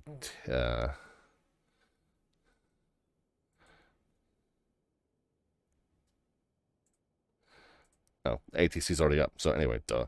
So we do have a tower controller and an ATIS running at Salt Lake, and we do have a few planes there. And then it does look like we've got some staffing down there at Phoenix. So there we go. We'll set that aside. And what else do I need to do before I'm kind of ready to go here? Don't need gate information. Push time. We're gonna. What is it now? 10:07 p.m. Eastern time. So we're gonna say the push time's 10:30. And what's that in terms of Zulu? 10, 11, 12, 1, 2, 3:30. So 3:30 Zulu time is what's going to go into our push time. We'll see how well we can adhere to that. And away we go. All right, let's, oh, and I guess the last thing I need to do, or other couple things I need to do here, get a couple of other things running. One of which would be vPilot. We need to go ahead and connect to the network. We need to go ahead and, yeah, we're in a C25C, which is the code for the citation CJ4. We'll go ahead and connect. We'll go ahead and get our flight plan sent. We're going to go IFR from KSLC-KPHX. KPHX. I still didn't get that right, did I? Jeez. Okay, Kate. I still didn't get that right. PHX in that order. You can't just get it's not boxed. You got to get them in the right order or you don't win. What's the alternate we put in? I think Albuquerque, KABQ. That's not Albany. Departure time we said was 03:30. We'll see how that goes. Now we got to go back to my planning spreadsheet and put in the flight time and fuel. So we think it's going to be an hour 26 in the air. And we got 407 on board just because of alternates, reserves, and contingencies. But that alternates is really where we're getting that lot of extra fuel. Whoops, 407 fuel. Cruise true airspeed we think is 450 in this aircraft. 41,000 feet is what we filed. We did file... Okay, there's our route that we pasted in there. We are Slant Lima today, even though my primary channel is Slant Alpha Adventures. Doing a Slant Lima adventure here on the VATSIM USA Twitch channel. Go ahead and get that filed and scoot that out of the way. All right, I guess the other thing that I need to do, the most critical thing that I need to do, is I need to get my control profile loaded up here. I still have it for the... this is one thing, and I don't really know if I'm just not doing this right, but it would be great if the control profile for a specific aircraft would load itself in when you started up a new aircraft, but I don't quite know how to do that, or if that's just something that's not done yet. So there's the C25C profile there, and we got to get the C25 left side here. Oh, what, had it. Let's go back, and then we got another one of those identical ones. C25 throttle to the right. Okay, so that should work, except unless these are switched. Oh, no, it's not. There we go. Okay, so that's what we want, unless these are switched, and in which case we'll have to come back and switch those around. Now, throttles down, spoilers and flaps up, gear and parking brake levers down. So there we go.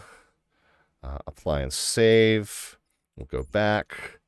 We'll resume, and then we'll just see, did these end up on the correct...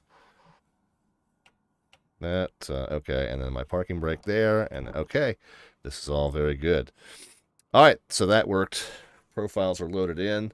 I do need to scoot these panels a little closer to me so I don't have to slide up all the way under my desk to get to them. Hey, are we ready to go flying, guys? Let's go ahead and set the fuel and payload first of all. I did say we were going to load it up to, what did I say, 72% full? There we is that close enough? 70, yeah, 72%. That should give us about 4,100 and change total pounds. Yep, that's good. We're going to go ahead and just set I'll just set the payload to 99, and that just takes the total gross weight of the aircraft just barely under its max gross of 17,110. So it's just over 17,000 pounds. And that's going to come into play when we go to do our performance initialization, which we will show you in just a moment. But it's very important. It doesn't matter what you load it to, but it does matter that you remember that number and take note of it. And it will come into play here in just a bit. All right. So we're loaded up. Let's go ahead and get the... and I still do most of this stuff in the... Actually, let me run through... A lot of the switches I ended up not using in my profile here. So the trims are all good. Let's see. Red switches are anti-icing and pitot heat. The lights are okay. The lights are as labeled. The white switches that I end up not using. Yeah, I ended up not using. Okay. All right, so again, this is my first time flying this plane with the new controls. So we'll see how it goes, guys. Battery switch on. Where we go? We'll get the emergency lights armed. The standby systems on. We'll get the avionics into dispatch, which is just a battery saving mode. It only powers up part of the radios, part of the screens.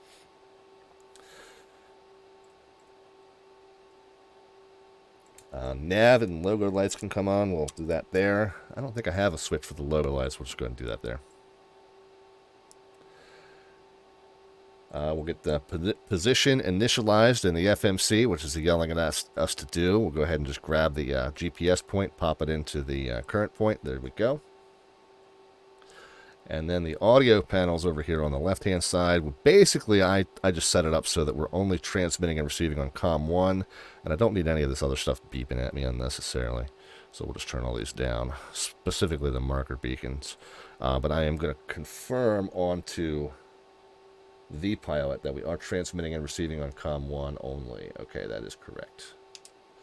All right, good.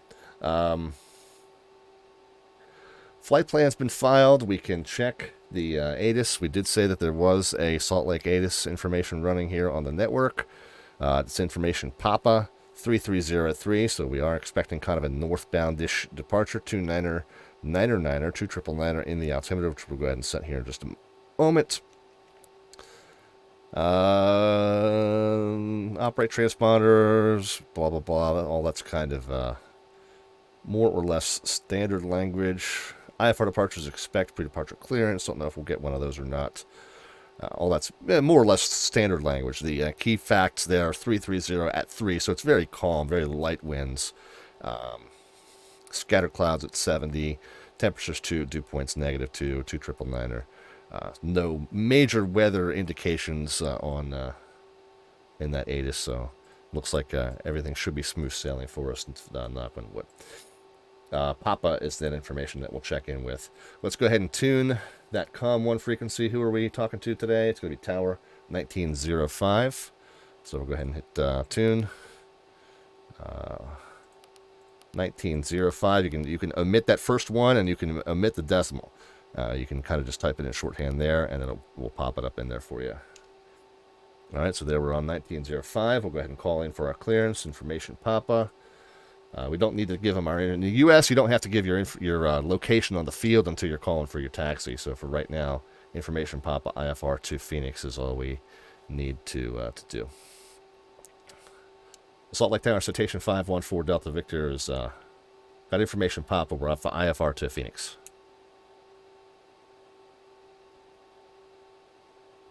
Station 514 Delta Victor, apologies on the delayed clearance. Expect a PDC via text shortly. Right up. Okay, so they are going to send a PDC, no problem. While we are waiting for that, we are pretty much assuming that we're going to get the route that we filed. If we get something different, we'll sort that out in a moment. But for right now, let's just proceed on, so we don't want to lose too much time here. Let's go to the flight plan page. Let's go ahead and type in our origin, which is K. Where are we? I keep forgetting. SLC. Ignore that, Tower. Sorry about that. No problem. KPHX. And we'll go ahead and do the departure and arrival. It's the Archies 1 to Milford. Again, we don't know the runway yet, but we'll go ahead and choose 35 for now. We'll fix that if we need to. And then we'll go to back to the flight plan page. It's Archies 1 to MILF. And then, there we go. Actually, let's go ahead and back up and get this. 410, Archies, MILF, Quirker, 10. Okay, so we didn't get any changes to our route. 10,000 is the initial, which, again, is in contrary to what is on that chart. But the chart... Number 280 Hotel Golf, frequency change to Unicom. Says the initials 230, so we're going to be 10,000 instead of 230. Jets 230 knots until advised, so that's another one that we're going to have to keep in mind. 119.05 is the departure frequency, which is really the tower frequency. 3163 is the squawk. And there we go. So everything there is more or less as expected. Certainly with the route, we just need to make sure we adhere to that speed restriction of 230 and then an initial altitude of 10,000. 3163 was what we were given, right? Okay, 3163. There we go. And it did say expect closest runway, which for us will be 35. But again, since that's not one of the main runways that's used, we'll just take what they give us here. We were entering the route, which we did, and it was to MLF and then Quirker. So we'll go ahead and type that, CORKR, I think. Quirker, indeed. And we'll execute that, and then we can do the arrival into Phoenix. Let's just take a stab at our arrival runway, guys. Don't really know what we're going to get into Phoenix until we get there. But let's just open up the airport diagram and take a guess and say it's going to be the northernmost runway. Just because we're coming from the north, it just seems to make sense that we might get runway 26. That may change when we get there, but at least we can put something in, have something into the FMC, brief that approach prior to descent, and hey, it's a roll of the dice. If we end up ahead of the game, then we end up ahead of the game. If we have to rebrief a new approach that we get assigned on the way down, then we'll do that. But anyway, runway 26, let's just go ahead and act as though that's what we're getting. Our arrival is the what now? Bruiser 1 off of Tents. Bruiser 1 off of Tents. And it's going to be the ILS to... Oh, wait a minute. Back up. ILS 26. And do we want to load it in off of a certain point? Well, I guess we got to figure that out too then. Kind of just do it off of the furthest away point.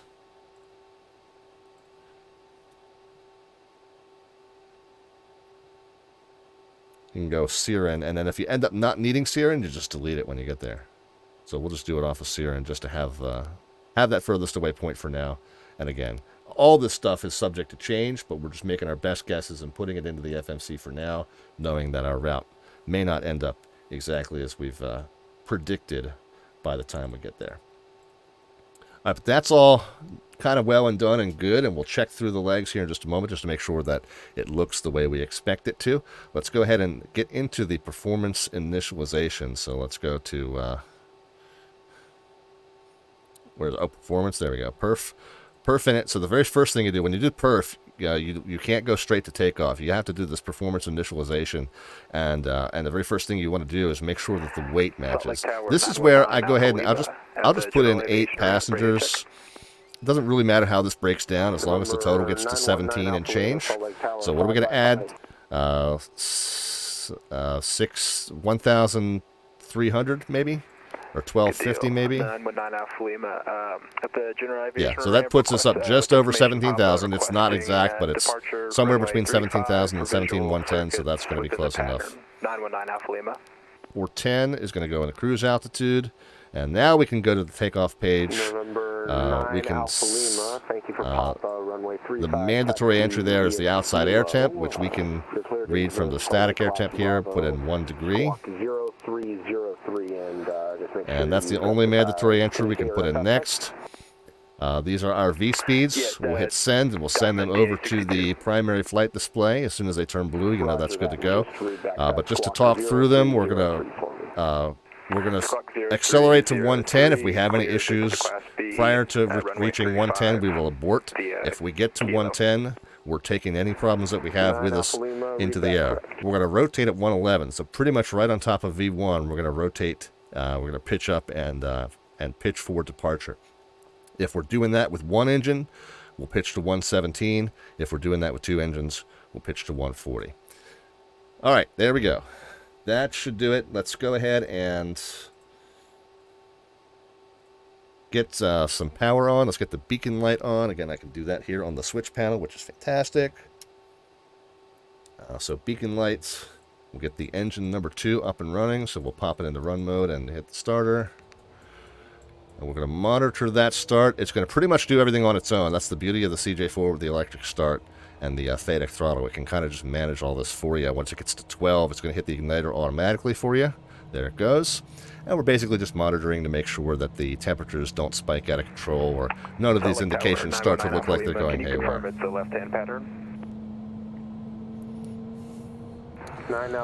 This should settle in about, what, 53, 54. This settles in about, what, 24, 25. So once it gets close to that, we'll start to see some of these warnings disappear. And should be good to go. Getting close, getting close. Everything seems to be fine.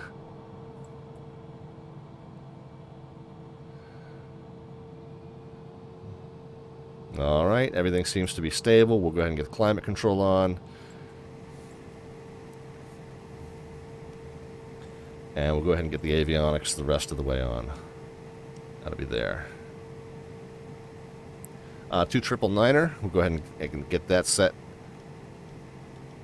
There we are. The field elevation at Salt Lake. Let's come back to our airport diagram. 4,231 feet is what's on the chart. And since we've set that 299er, that's pretty darn, almost dead, 100% on. I always say within about 75 feet's fine. The simulation, the weather simulation might be a little bit off of what's being reported. Or the one part of the field might be slightly higher than in the other. So you have a little bit of leeway there. But in this case, man, 4231 on the button is what's showing on the altimeter. So that's always a good cross-check to make. Next up, if I can get back to my checklist screen, is to go ahead and get that squawk set. Salt Lake City Tower, Go over to the tune page, and what was it for? No, 4231 was the origin elevation. 3163 is what we were assigned. So we'll get that punched in. We'll get that over onto mode Charlie. If we want to, we can confirm that. Oh, mode Charlie didn't. Interesting. That normally has worked just fine. Oh, I had it. It was in TARA, and I turned it to standby, so I don't know why it booted up in the wrong mode. But yeah, there we go. So it works just fine. I was just an idiot, and I turned it off when I thought I was turning it on. But mode C now active, so there we go. That's weird. That plane normally boots up in standby mode, so I don't know if I flipped it by accident or what happened there. Let us resume from... Yeah, so here's where I will pop this into plan mode, and that is memory 2, but that also is going to activate the weather radar, so then I'll turn the weather radar off. Kind of don't want to have that on the ramp. So get this into plan mode, and I will zoom it out a little bit here. And this is where we'll step through and just make sure. This is a north up mode, and just kind of step through and make sure that it matches kind of what our expectation is that this route looks like. And once we get real close into the airport, we can kind of see... come on, zoom out. Yeah, we can kind of see there is a discontinuity here, right? And we'll check that in the legs page. We don't know how we're getting from the end of the star to the beginning of the approach. This is one of the things that we talked about in the... Traffic on a 5-mile final is a Boeing 737. In the panel discussion, after Juraz, but before the beginning of the approach, the discontinuity there, you're going to be tempted to connect those points. I'll show you what you shouldn't do. Okay, and then pop that into there. Oh, I'll pop that into where it says vector. So you're going to be tempted to just connect that point Juraz to that point Zemos. You do not want to do that because, or Siren actually is slightly off, whatever. So you do not want to do that because that is not, you don't know what your path from Juraz to Siren is going to be until the controller gives you a vector. So you must not connect these points unless you are dead certain that the discontinuity doesn't belong there. If you know that you file 2 consecutive points in your route, like for example at the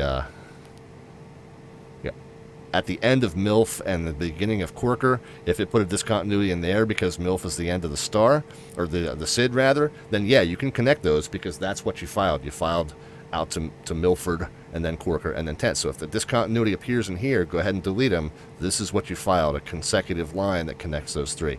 But at the end of the star, you do not know that you're going to be proceeding directly from the end of the star to the beginning of the approach. So we're going to cancel this modification. We're going to leave that discontinuity in there because the discontinuity, as far as we're concerned, is correct. After Juraz, we keep on going until we're told something different.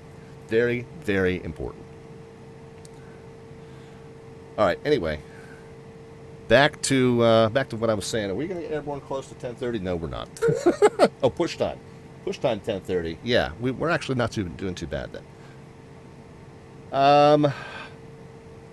Let's see. So we step through the legs. I can go back to that MFD advance, and we'll just go to the current 2 point. There we go. The current 2 point is going to be there, and then we can go to the previous point.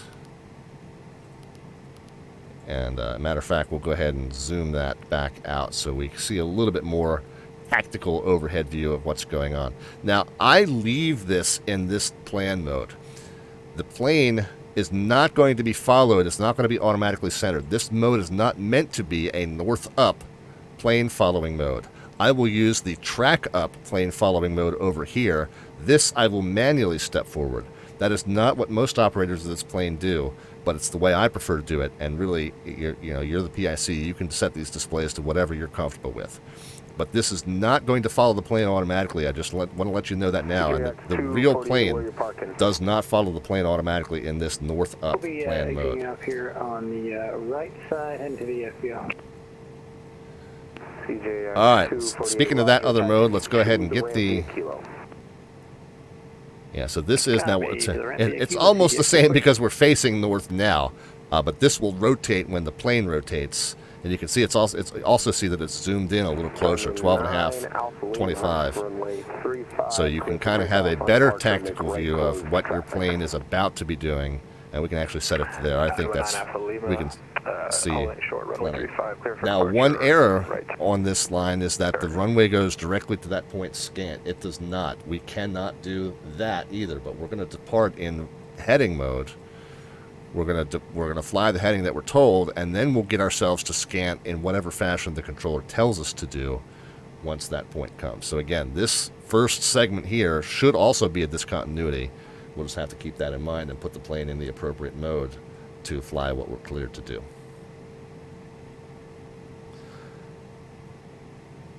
What else, guys? What else?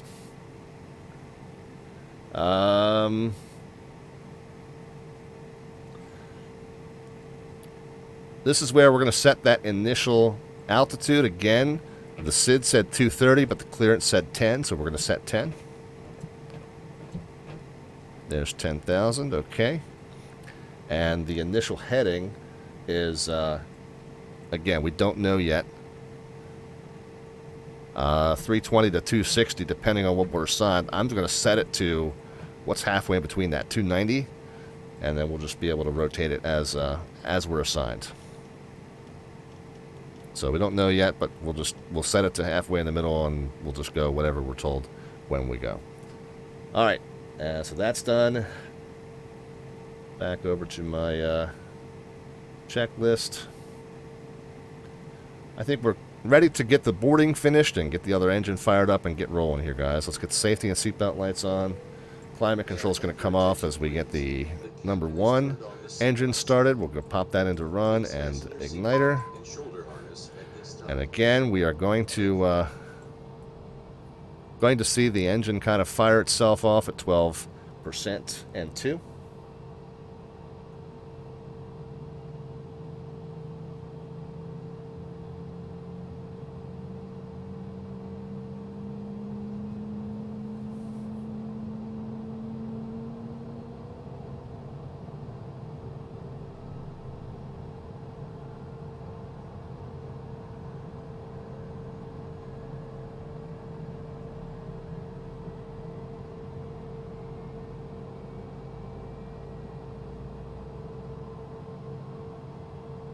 You can see the warnings have all kind of disappeared, except for that the starter is still running. As soon as that disappears, you'll see a status page that'll pop up here. Okay, that tells us kind of that everything is hunky-dory.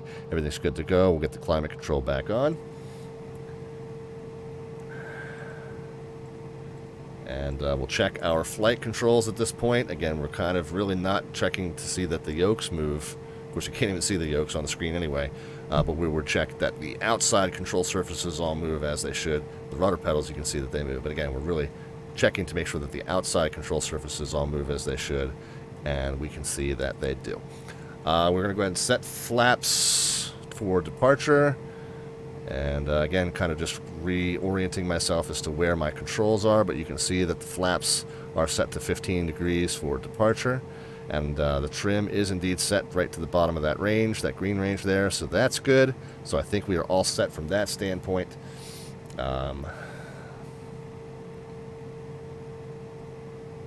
Yeah, I think we're getting pretty much ready to roll here, guys. I think I do want to, before I start putting taxi lights on and such, I do want to get ready to... So we're parked somewhere down here at the bottom end of the ramp. I don't remember exactly where, but we're somewhere east of Kilo, not too far north of Kilo 1. So we're just going to call it the, we're reporting from the GA parking area, southeast side of the field. And last thing we'll do real quick is, we got to make sure that we remember that 230 knot speed restriction, 230. Something that we got to remember once we get airborne, 230.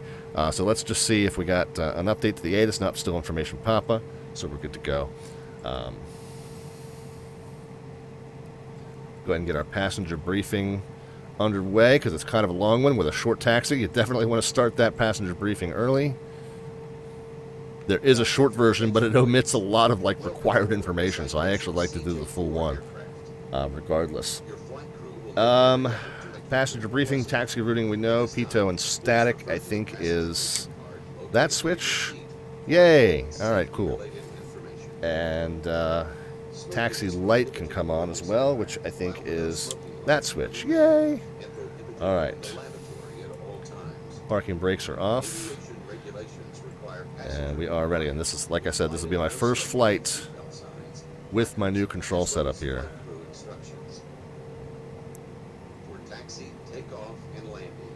Salt Lake ground, citation 514 Delta Victor. We got Papa. We're at the GA ramp southeast side of the field, ready to taxi. Citation 4 Delta Victor, Salt Lake Tower, runway 35, taxi via Kilo. 35 via Kilo, 514 Delta Victor.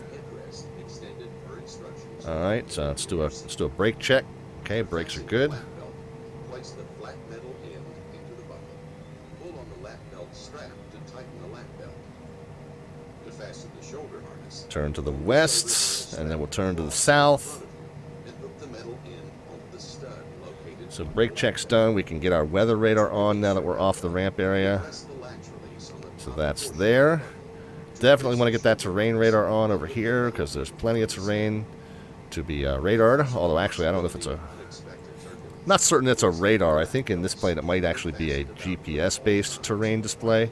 Not exactly sure, but just in case it's a radar, I turn it on after we get rolling anyway, just to be sure. You don't want to cook, you know, microwave cook your ramp agents, so you leave the radars off until you get rolling usually. Place it over your nose and mouth. Adjust masks by pulling the elastic straps and breathe normally. Don your mask prior to assisting. Alright, departure frequency is preset in the standby, is it? Well, let's double check. Let's go to the tune page. 22.8. Remove the plastic panel covering the release handle. Turn the handle in the clockwise direction. Pull the top. And when we get short of the runway, we'll get the landing and strobe lights on, which, again, I've got switches for now. How awesome is that? Discard the emergency exit overboard. Exit the cabin by stepping through the opening Oops. onto the wing and continue forward off. We got somebody in the pattern there, it looks like. The main entry door, which you use to enter the aircraft, may also be used as an emergency exit. To open the main entry door, first push in on the inner. That is the ILS hold there. We're okay to pass that, but we are going to hold short Down on the inner handle approximately of 90 degrees. Push the door open. this line here. To exit the aircraft. Life vest locations are placarded near your I am going to put the plane into toga for FMC purposes, or for autopilot purposes. That does not do anything with the throttles, however, so that is safe to do. and tighten the strap. For children, wrap the belt around the And we're going to let the and tighten the strap. Tower 514 Delta Victor. We need just a moment to finish up our passenger briefing. By pulling downward on both red tabs. If the life Or vest Delta fails Victor, to no problem. Give me a call when you're ready for departure. tubes attached to the vest. For information on the location and use of fire extinguishers, as All well right, as guys, we other ready? emergency or survival equipment, refer And I had said, for planning purposes, I had said push at 10:30, airborne at 10:40. We're going to be real close to that. Tower 514 Delta Victor, we're ready. Citation 4 Delta Victor, traffic turning crosswind now for 35 is a Diamond Star on departure, fly heading 280, runway 35, clear for takeoff. We'll be looking for the traffic in 280, 35 clear for takeoff, 514 Delta Victor. All right, let's get out there, 280.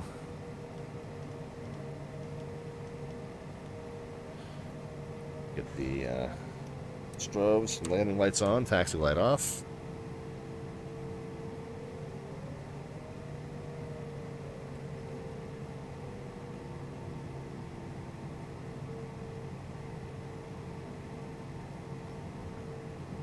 All right, everybody ready?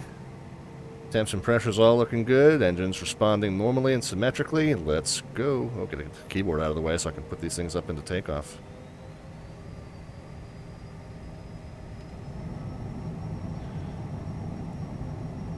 Away we go. Airspeed is alive. We're at 80. Woo. Alright, there's our V1, then I rotate. Away we go. 919 Alpha Lima reporting midfield. Gear coming up. 9 Alpha Lima, traffic Pitch is to in 140. citation on the go now. Runway 35, clear for the option. Go autopilot and heading. Runway 35, clear for the And option. flight level change, 919 and Alpha hope Lima. that it works. Flight level change has been a little spotty lately. We'll go ahead and get flaps up now. Traffic is spotted. No contact. 919 Alpha Lima. 230. 9 Alpha Lima, roger. In the future, you can just say traffic in sight. Thank you. Alright, so we'll just watch it because the flight level change mode has been a little spotty lately. But we can just kind of make sure that it captures. We're on that 280 heading. Again, we're not going direct to scant until we're told that we can. 4 Delta Victor, frequency change to Unicom approved. Have a good flight. Alright, frequency change with advisors approved. 5 and 4 Delta Victor, thanks for services. See ya. Okay, now, at this point, we're going to assume two things. Number one, we're going to assume that we're handed off to departure. We switch over to departure, and they say climb and maintain 23, flight level 230. Climb and maintain flight level 230. Okay, so we're going to spin that up. And so now we've been given what the SID originally had. And the other thing they're going to say is turn left heading 245, proceed direct scant when able. Okay, 245 and direct scant 5 and 4 Delta Victor. So we'll spin the heading mode over to the left, 245, and then we'll get down to the FMC, then the legs page. We'll go scant, and we're going to wait till the plane kind of turns most of the way there, and then direct scant, and direct scant, and execute. There we go. And now we'll get it into nav mode. And we can see that it made a new magenta line. You got to be able to know how in your aircraft the plane makes a new magenta line, not from the airport, but from your present position, because that's what direct means. Doesn't mean rejoin that original path. It means create a new path direct from wherever you happen to have wound up. All right, and we'll assume at this point we'll be handed off to center, and the center's going to say climb and maintain flight level 410. And so there we go. We're going to go ahead and spin this up to 410.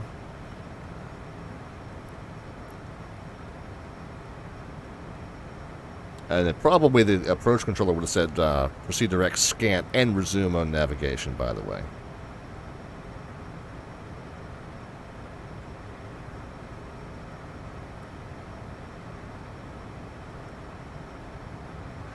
At some point, they'll also say resume normal speed. We were told 230 until advised.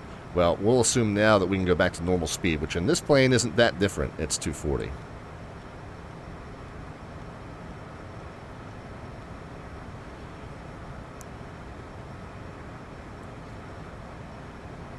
Your jets, your commercial jets are going to want to accelerate to 300 after they pass 10,000. So you got to maintain. That was in our pre-departure clearance, 230 until advised. So if you get something like that, you got to manually intervene and make sure that jet doesn't accelerate once it passes 10,000 feet like it's going to want to. The other thing, we're past the transition altitude. We can go ahead and knock that into standard mode. So it knocked it down to 292. There we go.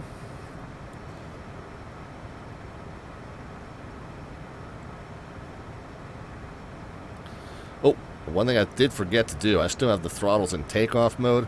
Really need to be knocked those down to climb mode. So I overran my engines just a touch there. I think you only have like 60 seconds or something, some short amount of time after takeoff. You're supposed to knock those down from takeoff into climb mode. So that's one thing I did forget.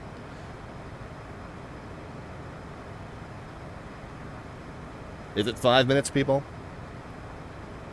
Well, I might be okay then. But still, I mean, you really, honestly, you want to do it at the same time you get those flaps up. Get that first 1,000 feet under you. Throttles from cruise to from takeoff to climb, and then flaps retracted, and then pitch for your climb speed. I know I haven't been real interactive with the chat, guys. I apologize for that. This is not my normal stream setup. So I don't have my console, my chat console, where I normally have it. When I stream to my own channel, Slant Alpha Adventures on Twitch, I am marginally more interactive with the chat, as I tend to do a lot of hand flying and old radio-based navigation on that channel. I do try my hardest to be a little bit more active than I have been tonight. Of course, during the panel discussion, we really are focusing on the content that we're delivering. We don't really have a whole lot that we can interact with the chat on that, because, you know, those panel discussions already run an hour and a half. 919 Alpha Lima reporting midfield. Oh, I didn't switch over to 79 Alpha Lima, runway 35. Didn't switch over to 22A as I should have. But anyway, yeah, so if you check us out on the Slant Alpha Adventures channel, of course we're flying Slant Lima tonight. If you don't know, by the way, what Slant Alpha or Slant Lima means, one resource you can check out is on YouTube. If you search up Slant Alpha Adventures on YouTube, you'll find a channel where we have a lot of my old flight streams. Pardon me, my old flight streams archived. But we also have a playlist called VATSIM Tutorials. So those of you who are kind of new to the VATSIM network and you're looking for information on what to say to controllers or how to put routes together, we sped through some of the resources for finding a route for tonight's flight. But there's a tutorial over there that goes into a lot more in-depth discussion on how that's done and what resources you can use. But one of the ones that's over there is a discussion of those navigation equipment suffix codes. So if you don't know what Slant Alpha means or what Slant Lima means, again, search up Slant Alpha Adventures on YouTube and look for that playlist called VATSIM Tutorials. Hopefully that'll be some useful information to you. One thing we can do through 10 that we didn't do was the landing and logo lights can come off. Landing lights I have a switch for, logo lights I don't. But there we go. And the other thing we often do is we rebalance the fuel. A lot of times when we're sitting on the ramp, we start up at number 2 first because it's kind of acts as our APU. Of course, you can connect the ground power, but what I'm told in the real world for a bizjet operator is a lot of times they don't use the ground power because getting that service from the airport is a lot more expensive than just burning the, what did it end up being, 20-something pounds of fuel, a couple gallons of fuel that we burned in the number 2 sitting on the ramp. So that ends up being a lot cheaper than getting ground services. So the bizjet operators tend to just fire up an engine if they need, you know, kind of an APU rather than getting that ground cart, is what I'm told. But because we had that number 2 running, you know, we could see that the engine, the number 1 tank, the left side tank, is a little heavier. So what I'm going to do, and again, this is not enough of a differential to really warrant this, but just for my just for satisfaction of my borderline OCD, I'm going to go ahead and do a fuel transfer and start moving some of that left side fuel over to the right side fuel. You'll see that it doesn't really transfer. They're both still decreasing in quantity. But what happens is the left side decreases at a slightly slower rate and the right side decreases at a slightly faster rate. So you just kind of maintain that condition until you're balanced again, and then you're good to go. Again, not enough of a differential to really worry about it, but it's just something that I like to do. I try to have it within a pound of each other. I think it doesn't warn you until they're 100 pounds off. Oftentimes on my channel, what happens is I will start this rebalancing, I will forget that I'm rebalancing fuel, and then I'll get the warning when the right side has now become 100 pounds heavier than the left side. But, you know, for those of you who, like myself, are particular about stuff like that, it is good to know. I mean, and if your fuel balance gets off at a greater differential, it's good to know how to rectify that.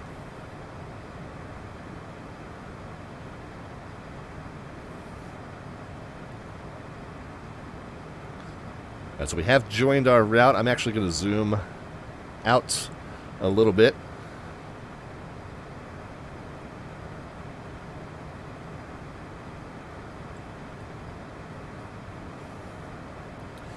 Okay, there's our balanced fuel. I just happened to notice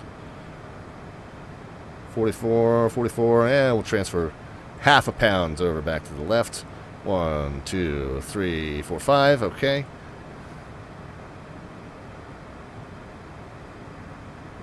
Oh my God, almost got it dead on. Okay, that's good. Again, there's no operational reason it has to be that close. But, there we go.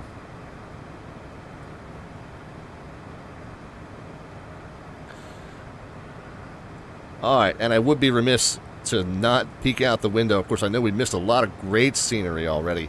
You know, kind of outside here.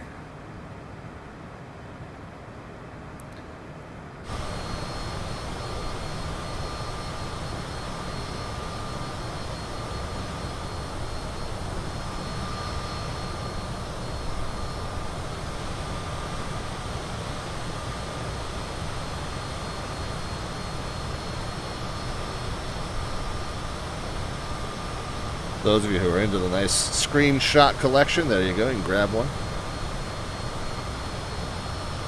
Promise I'll stop playing with it in a minute. There you go, guys.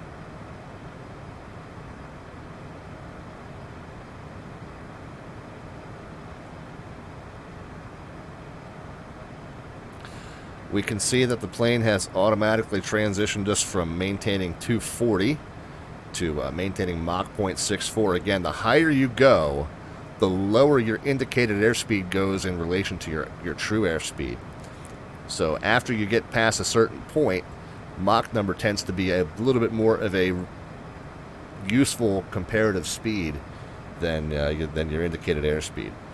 So it's not really that we're slowing down, it's that we have less dense air to hit that pitot and static tube and show up as an indicated airspeed on the display. So at that point, Mach speed really is your more limiting factor than your indicated speed.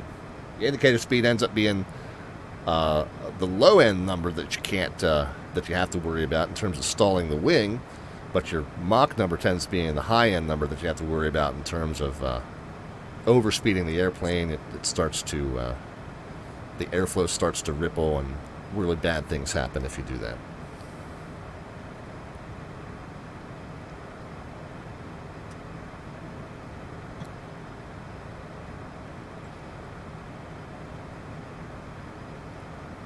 All right, what might not be a bad idea would be to hop over here. Let's do a few things, guys.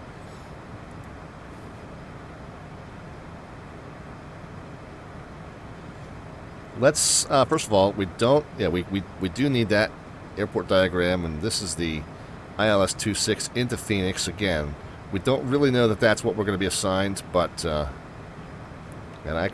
I'll close that up. I'll hit these off of Sky Vectors. In some ways, it's a little easier. In some ways, it's a little harder. But just to find these charts up off of Sky Vectors, easy enough. So that's what we'll do for the remainder of the evening. So there's the airport diagram. Again, we're going to assume that we're landing 26 only because we're coming from the north. Now, where are we parking? Where are we going to park, guys? Where's the general aviation parking here? Air National Guard. We got cargo. Man, I got tons of cargo around here. We got hold bays. We got terminal customs. I'm not seeing anything distinctly labeled general aviation. What is this down here on the southwest side of the field? If we go, sometimes when you go to airnav.com,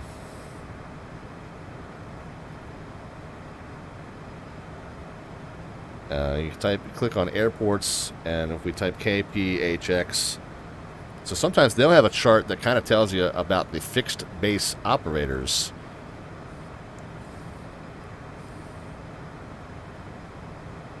FBOs.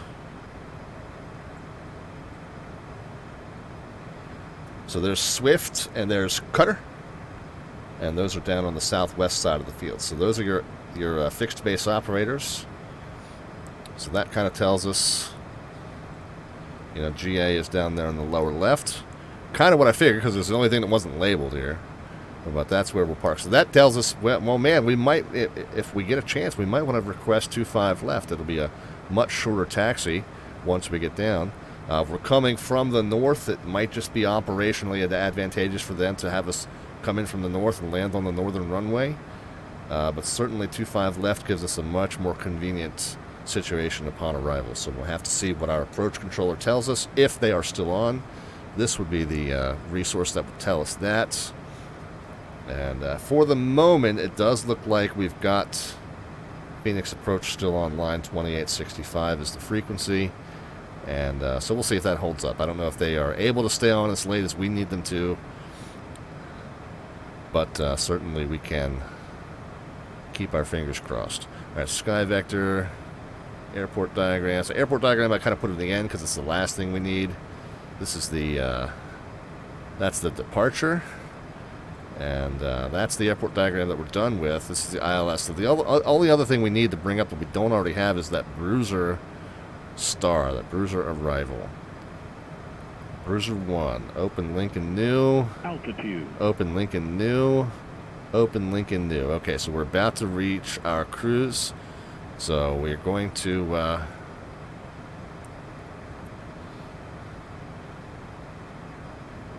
going to do a couple of things here once we get up to cruise, and I'm going to go ahead and turn the seatbelt lights off now,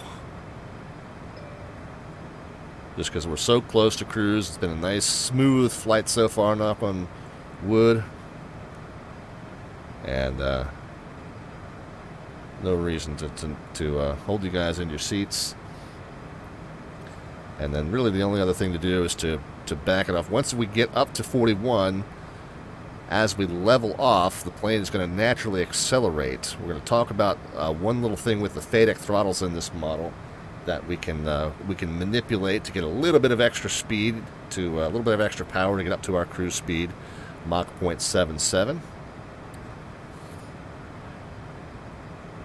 And then what we'll do is we'll start looking in depth at this Bruiser 1 arrival, make sure that all of the altitude and airspeed restrictions imported into the aircraft properly. Speed restrictions in this aircraft do not import because there is not an auto throttle. The plane cannot automatically maintain any of these speeds for you on the descent. However, we're going to go ahead and type them in because what the plane will do, which is really awesome, is that we'll warn you if you're, I think, 20 knots above or below the speed restriction at a given point that you're coming up on. So it won't maintain that speed for you automatically, but it will help you keep your mind in the game when it comes to maintaining those speeds.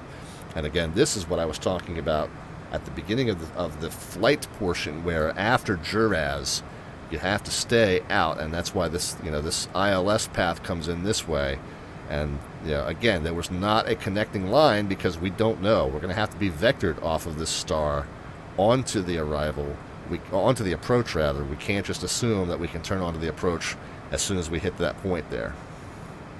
I mean, it may work out that way that we can, or it may work out that they can vector us off here early and give us a more direct intercept, but we don't know, so we can't assume, and therefore we cannot connect those points in the FMC.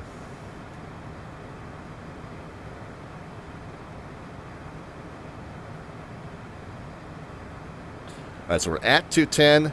One thing, so the working title team knows this, by the way. If you leave it in climb, that should give you your maximum sustainable engine power, but there's a slight bug in the FADEC throttles. If you take it out of climb into the very top of the cruise detente, so just back it off slightly until it goes from climb to cruise. There we go. There you can see. So you got a few extra percent there. So that's a slight bug in the FADEC model of this aircraft that Working Title knows about, but they just haven't gotten to sort out just yet. And you can see now that I have two separate throttles, you can see that I do have slightly different numbers there. So that's a first for me to have two separate throttle controls in this airplane, which is kind of a cool thing. But anyway, so there you go. The top of the cruise detente actually gives you a couple extra N1, which is a bug. The climb thrust should be the highest you can sustain. But that's just a little tip and trick you can use to get the plane quite up to its cruise speed just a little bit faster. And again, that's something that the Working Title dev team does know about, but they just haven't managed to sort out yet. But we're going to take it basically right up to 7.7.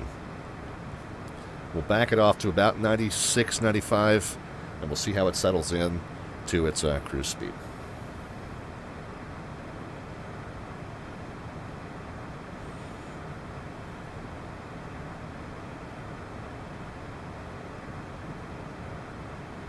Some great conversation happening in the chat, guys. Please keep that up. This is a great resource for some good information, hopefully. And again, I apologize I'm not able to be more interactive myself.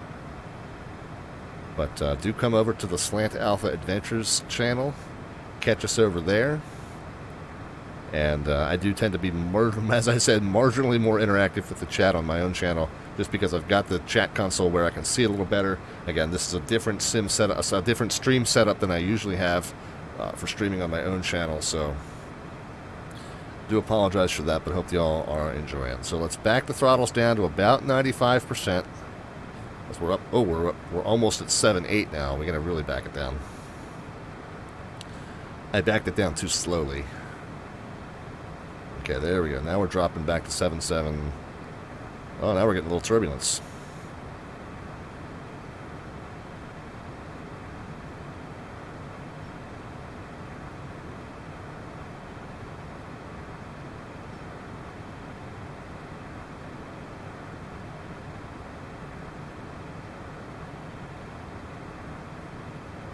Try and get the two engines as evenly as I can.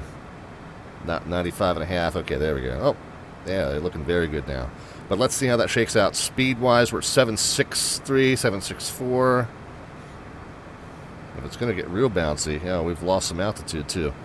If it's going to get real bouncy, then we'll go ahead and throw the seatbelt signs back on. We're losing a little bit of speed, but it was trying to gain some altitude back. So now that we've leveled off again, let's see what happens with the speed.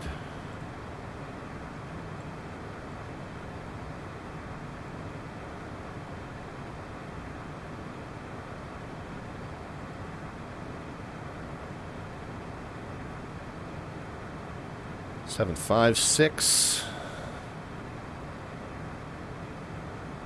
Let's bump it up to about 97 and change.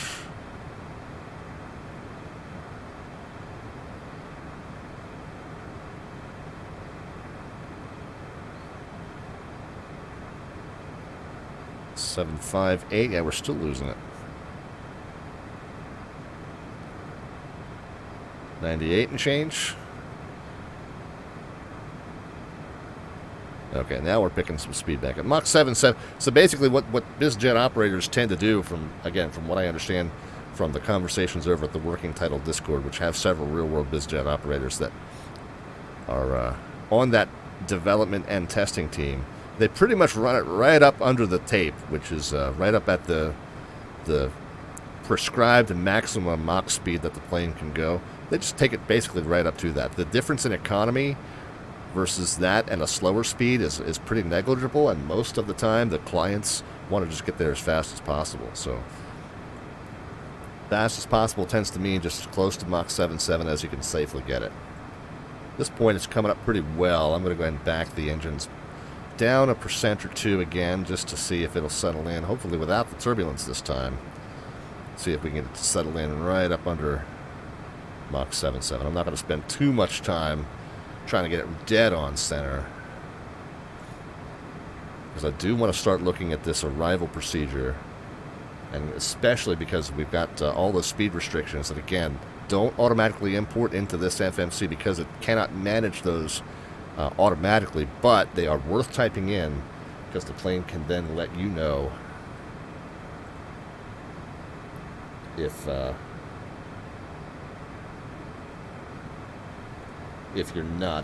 you're failing to adhere. We can maybe get a we're out of range of ATIS at Phoenix. Of course, we could cheat. We could pull the Phoenix ATIS if it's still running, We could pull that from here anyway. Actually, we'll go ahead and do that.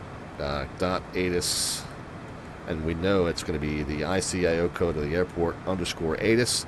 I haven't checked SimWare. I don't know if they're still online. They might have closed up shop, but if they aren't, yeah. Oh, no, that's because I just mistyped it. ATIS. And then let's see. KPHX _ ATIS. Really? It's because I still can't type, guys.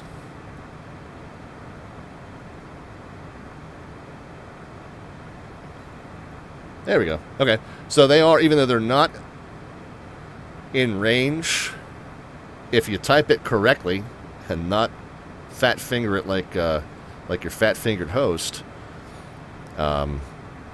you can dot ATIS and then the code of the controller that you want, and it will tell you their information. That works, by the way, even for a regular controller. It doesn't have to be an actual ATIS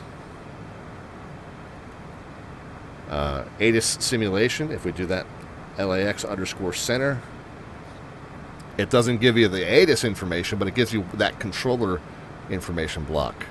So that's got their when they expect to be on until, the feedback link. Our Los Angeles controller is also a live streamer. So yeah, so that's the same thing you'd get if you double clicked up here.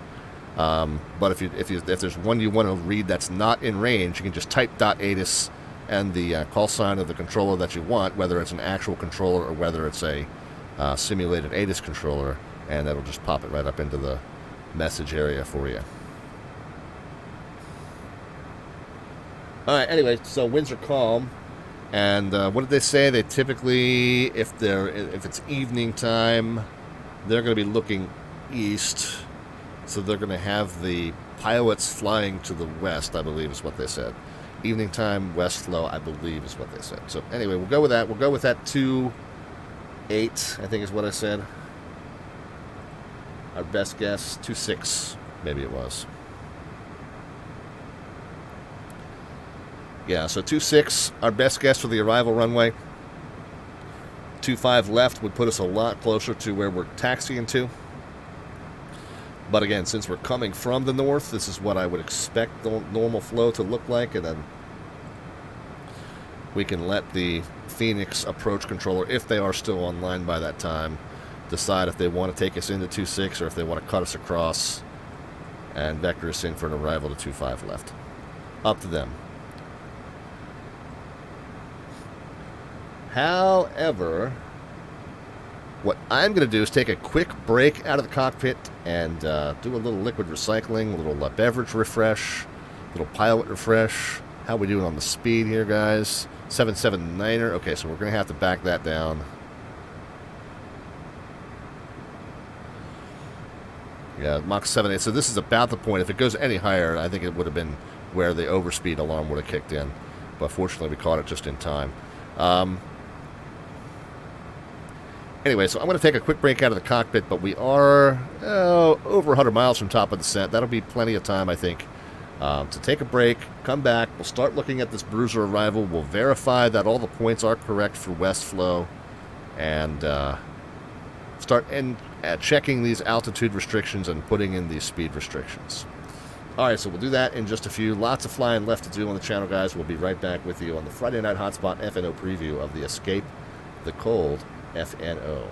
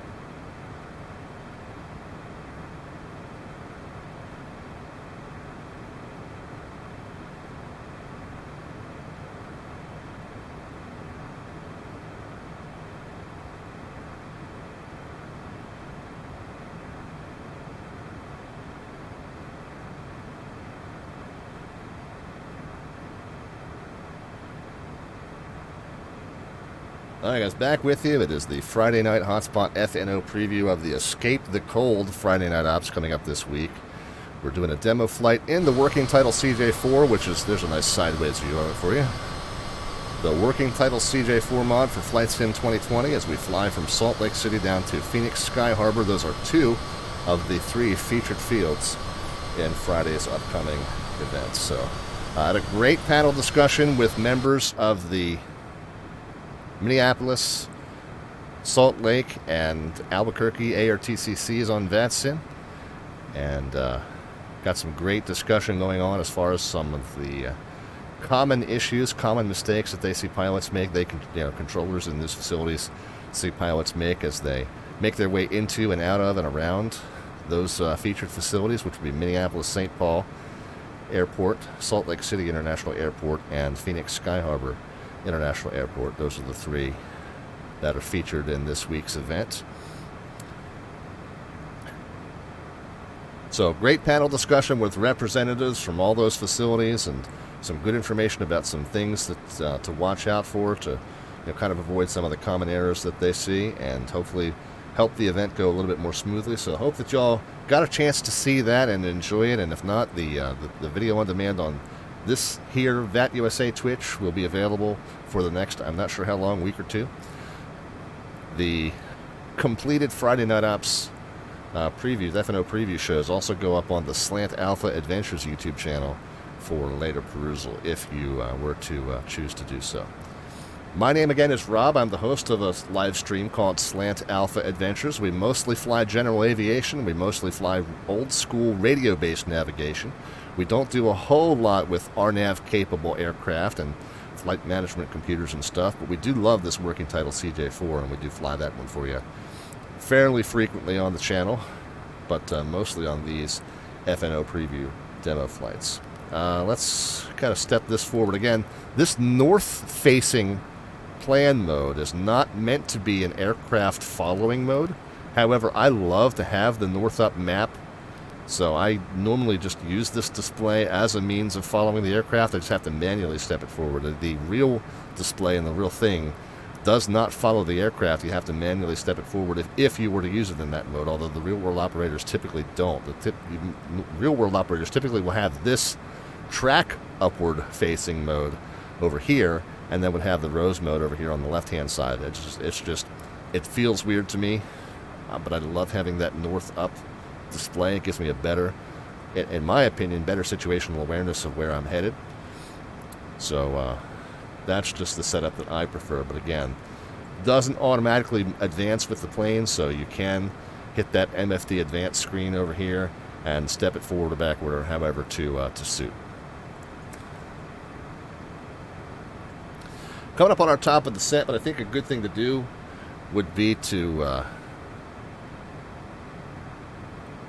go ahead and pull up that Bruiser arrival, and let's start comparing. I'm going to do this off screen, but I'm going to pull it up and just at least show you what I'm looking at. So this is the branch that we're coming in off of, the transition that we're coming in off of is Tents. We're going to follow this path down to Meyer, and then we pick up on the second page from Meyer. And again, we're assuming in winds calm situation, we're assuming that we're going to end up in west flow, which is what I believe they said during the panel, that typically in the evenings they'll be in west flow. So we'll take this branch from Bruiser down the east side to this point Juraz, and then we'll be vectored into whichever approach we end up on. A couple of things that we pointed out earlier. After Juraz, there's a discontinuity, and there's not a connection between the end of the star and the beginning of the approach. That is intentional. Number one, we're not sure what approach we're flying. Number two, we're supposed to maintain a 079 until the controller says we can turn in and follow the aircraft ahead of us in the sequence. We won't know when after Jerez we'll be allowed to do that until the controller tells us, so we cannot take that discontinuity out and make the FMC turn us directly from the end of the star directly to the beginning of the approach. Cannot stress that enough, that you cannot do that. If you're going to delete the discontinuity, the alternative is to make darn tootin' sure that you have the plane in heading mode as you pass Juraz so that it maintains a 079er. However, because it's a very busy phase of flight, very likely that you will forget to do that at that time, the best thing to do is just leave the discontinuity in there, and then the plane is automatically just going to keep you straight on till morning until the controller tells you to do something else. All right, so given that, we're going to check all these points. We got 290 at Panted, 190 to 250 at Meyer with a 270 speed restriction. Now, remember what I said, we're going to have to manually enter the speed restrictions as well, because this plane does not automatically adhere to speeds, but if you type those in at those specific points, it will warn you when you are not adhering to those speeds. So it's a good thing to do. I certainly recommend it. But since we're just over 50 miles from top of descent, we got to kind of hurry. Let's go over to the legs page here. And again, the chart's going to be off the screen, but I did just show you where I'm getting this information, so hopefully that was useful information to you. We said Panted was at flight level 290. That's good. Painted, I guess is what it's supposed to say. Duty. It's funny how it becomes obvious after I've said it Panted a couple times. 240 to 290 is correct, so that's good. We'll hit next. Myers 190 to 150, but it's also got a 270 knot speed restriction that I'm going to type in. 270 and a slash, and we're going to put that in right there. All right, next page. Bruiser's 130 to 170, which is correct, but it's also got a 250 knot, so we'll put that in. 250 and a slash, and there. And then again, we're assuming we're going to be in west flow, so we're kind of taking a leap of faith here. If we end up having to switch it, we'll switch it. Ante is 11 to 12, so that's correct. Xylub is 9,000, which is correct. Now, I had a weird thing happen the last time I entered a speed restriction, which was the same as the previous speed restriction. So because this is 250 and this is still 250, I'm going to leave that one alone. So that may or may not be a bug that you can safely enter. But I encountered a weird situation with that before, and I believe that was the cause. And so I'm superstitious. No, no, I think it actually might be a bug where if you enter 2 consecutive points with the same speed restriction, it does throw the thing off a little bit. Could be wrong about that. It might be safe to do, but your mileage may vary. So 230 and 9,000 at... oh, no, I put that in the wrong one, didn't I? Yeah, I did. So let's just do just 9,000. There. Whoops. Yep, okay, that's good. And then let's do 230 slash at the next one, Breeze. That's what I meant to do. And then at Cuoco, it's 7,000 and 210. So there we go, 210.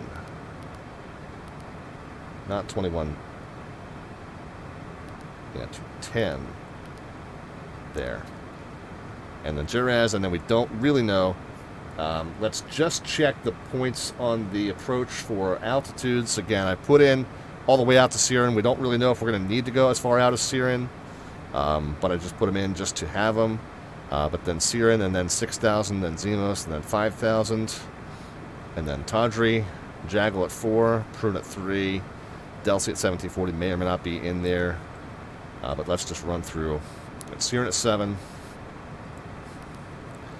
Zemo 6, Tawdry 5, Jaggle at 4, Prune at 3, and then, yeah, the runway at 1169, okay. All right, we'll do an approach briefing here in just a moment, guys. Actually, let's go ahead and do that now. So the very first thing we're going to do is check the... So we already checked the legs. Let's check the missed approach legs as well. Going to be a climbing right turn, and then Avent to 5,000. So Avent at 5. Let's make sure that's in here. Avent at 5, so we'll need to remember 5,000. So 2,500 straight. Yeah, 2,500 straight, and then the right turn to 5. So we'll have to remember 5,000. That's the missed altitude there. So the legs are checked. Let's go ahead and do a performance, even though we might have to change runways here. We'll see what happens. Outside air temp.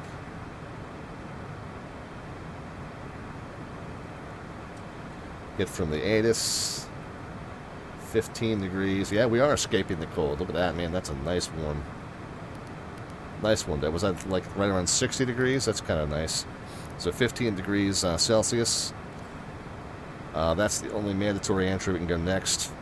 12 and 19, so we'll scoot that over to the FMC, to the primary flight display. Minimums. Oh, frequency and course is going to auto set, but we will check 111.75 and 258. We'll have to come back to that later. Minimums for the straight in are 250 above ground, 1385 baro. So we can round it up 1390. In this aircraft, you can only set it to the nearest 10.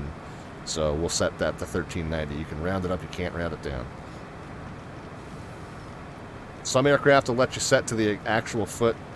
Here it's every 10. So what did I say? 1390? Okay, yeah. 1400 round figures, really.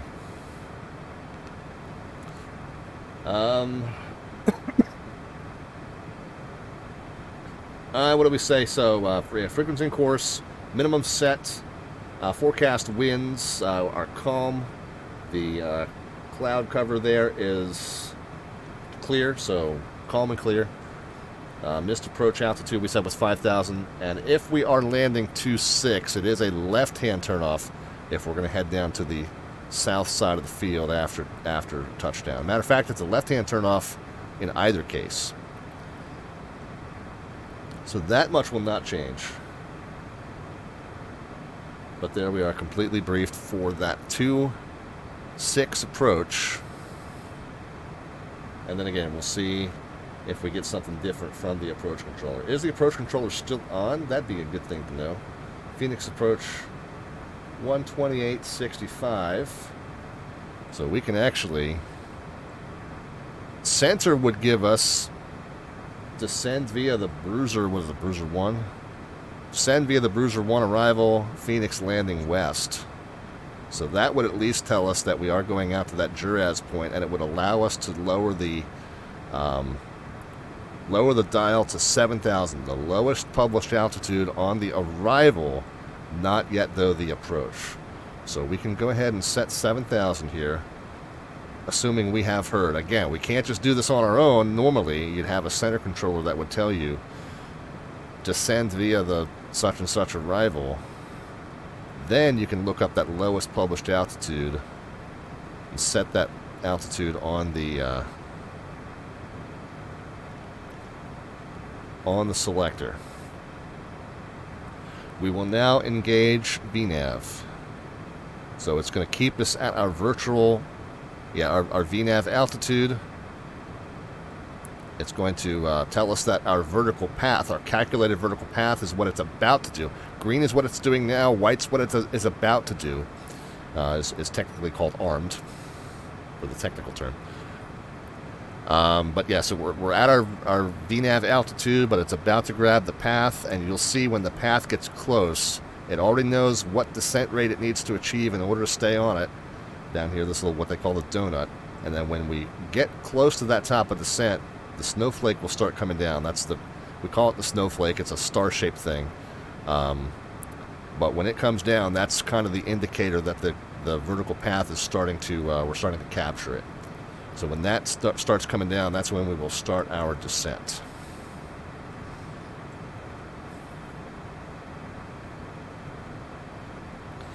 But I think we can go ahead and tune in that approach controller is what I was about to say. Ordinarily, it'd still be talking to center at the beginning of the descent, 128.65, but we want to check in with them nice and early so that if they're going to give us some different approach than what we've pre-programmed, might have the opportunity to get that information ahead of time.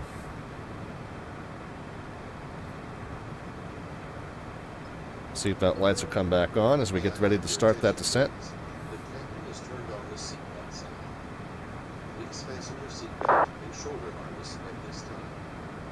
Thank you. American 499, negative. How do you read? So there comes the snowflake. We'll go ahead and start pulling these down to about 50.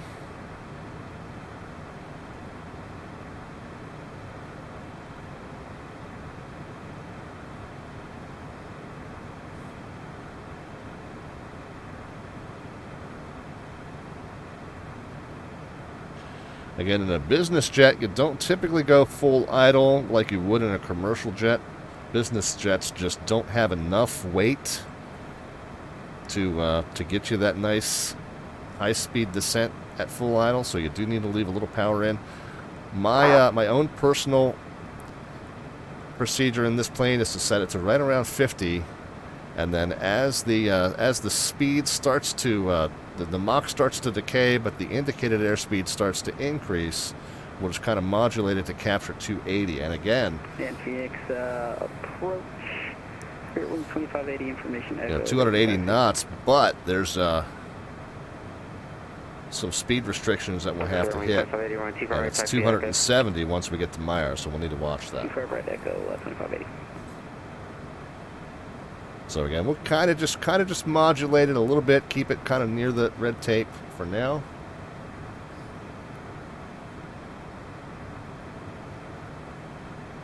And we can just actually we'll check in with the approach controller, let them know what we're doing, and then we'll just find out when we should be talking to them. Phoenix approach citation 514 Delta Victor's just started the Bruiser 1 arrival. We're 375. I know it's early. What point should we be talking to you at?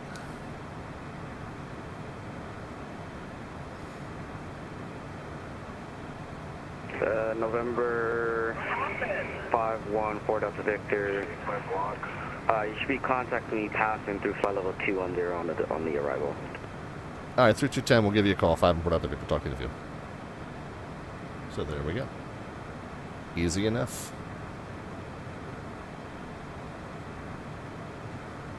So what is that in terms of waypoint? So we're 240 at duty. So basically it's right there, kind of as we come up on Meyer.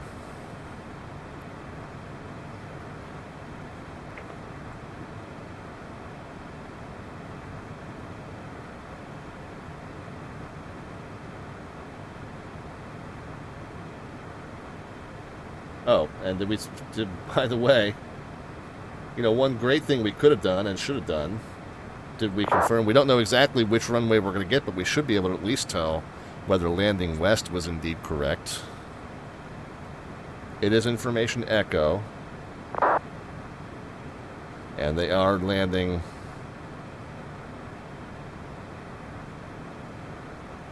arrivals from north, expect visual approach runway 26. Okay, so far we've guessed correctly. Look at that. And it's information echo. So when we do check in with them officially, we will, so south expect visual 25 left, from north expect visual approach runway 26. So we guessed correctly, but the ATIS information does now bear that out. We have briefed what we believe. Again, we don't know for sure. Because we're GA and we know we're parking all the way down at the south side, they might cross us across if they really want to. But we've briefed the approach that we've been kind of led to believe will be ours to expect. So everything seems to be falling into place as of right now. But the good news is they are indeed, I did indeed remember correctly that in the evening they'd land west. 293 is the local altimeter. We're going to tune that here. Of course, it's only 100th off, but in cases that it's radically different, it's helpful to know that you can pre-dial it here. But if you don't tap it, you dial it, but you don't tap it, it'll just save it right there as kind of like as an in standby or almost like a standby frequency on your radio. Just kind of dials it right there and then keeps it. So we did, we're losing a little bit of airspeed here. The aircraft is pitching to maintain the path, but we'll need to throttle to maintain the speed. So we're going to get it back up to, well, you know what? I said 280, but with that first restriction down the line at Meyer being 270, let's just aim for that now.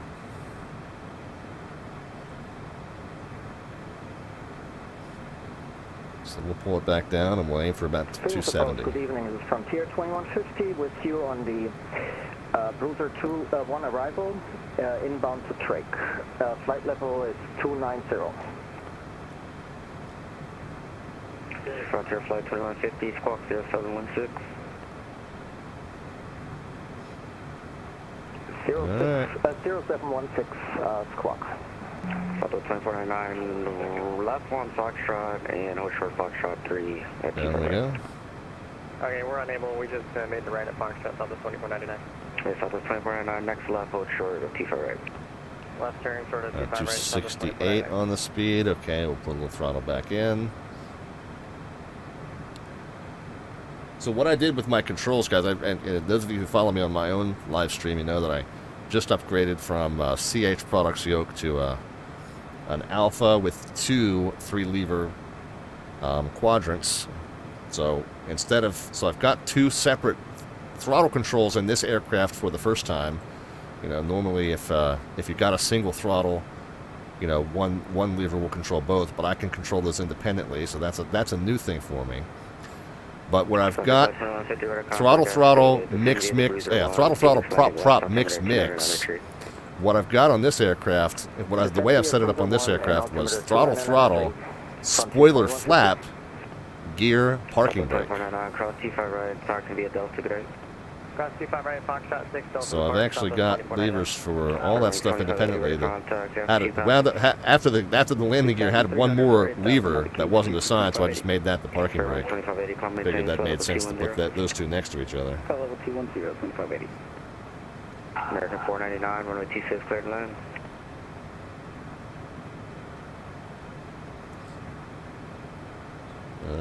We're a little bit below our assigned speed, or our soon-to-be assigned speed. Published assigned speed. So we definitely want to throttle it back up, get back up to that 270 knot speed restriction. Again, I'm looking at it on the chart, but I've also punched it into the FMC. So I've got it down here, Point Meyer. But if I look into the FMC, you know, we'll also see that, go to the legs page. Oh, now see, it took it out of there. 230 at breeze. Did I miss that one? Well, let's put it back in there. 270 at Meyer. I thought I put all those in.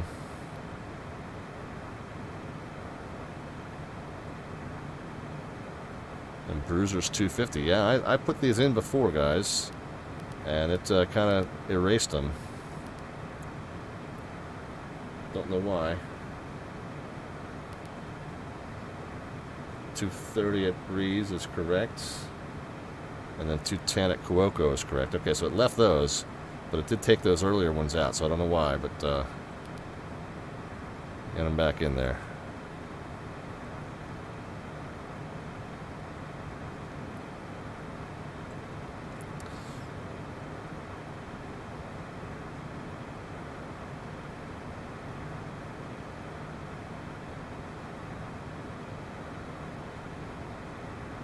Scooch it back up to 270. I'm going to step the map forward here a couple.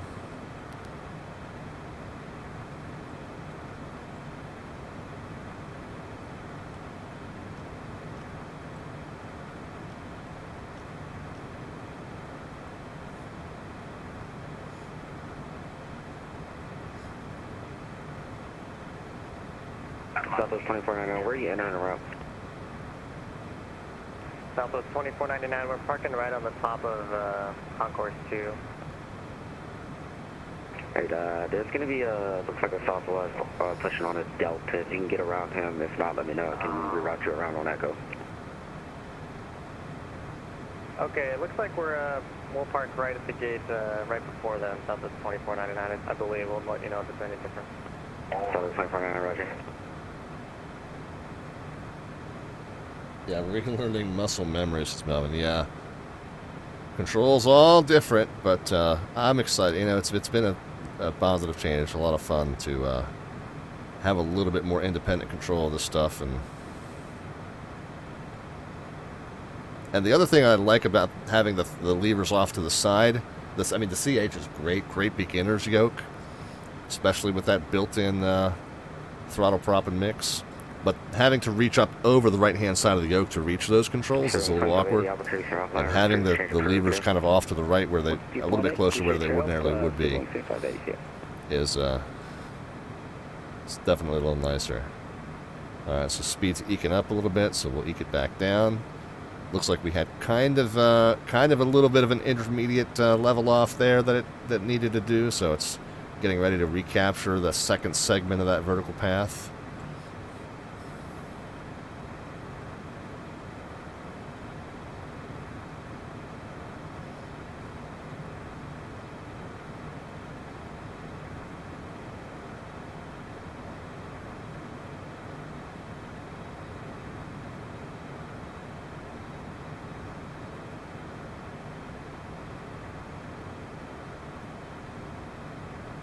American reporting, welcome to Phoenix, exit left when able, Charlie to parking, good day.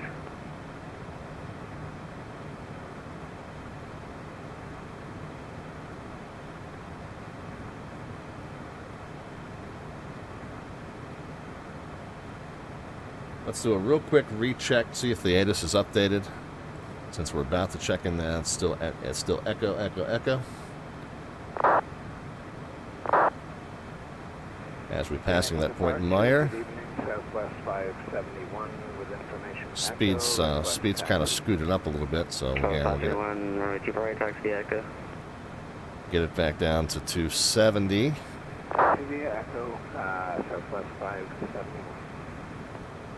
Yeah, and now we're 285, and it's telling us our speed's too high. So we're going to back it down to 270 now. I think what happened was our descent rate picked up, and that's why we've picked up some extra airspeed. We'll get it back down to 270. Phoenix approach citation 514 Delta Victor. Information echo, echo, echo. We're passing flight level 210 on the Bruiser 1.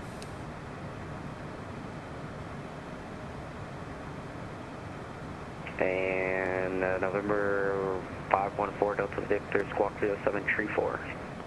0734, 514 Delta Victor. And again, I'm going to watch the speed. Tune 0734.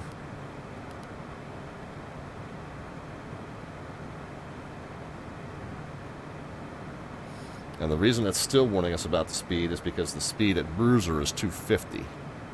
So we're going to have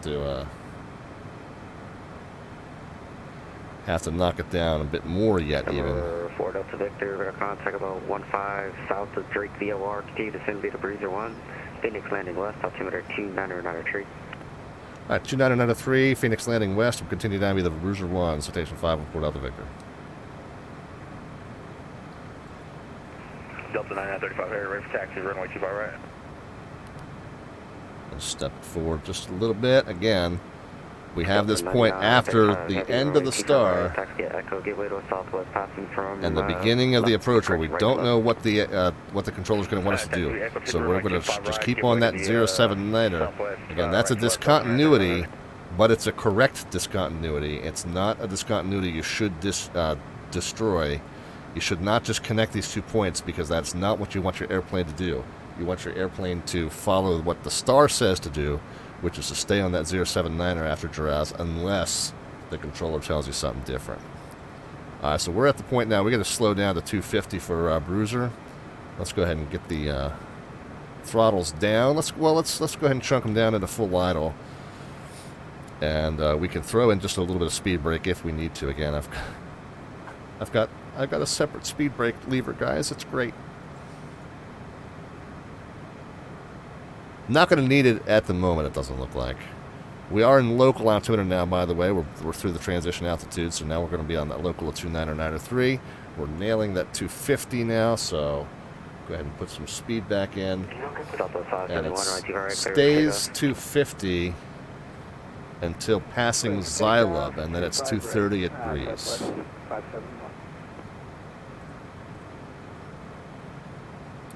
Phoenix Island, Southwest 11 to 83, ready for taxi, 25 right. Up, keep it up at 250. Southwest 11 to 83, runway 25 right, taxi Echo. Keep it up 250. Southwest 11 to 83.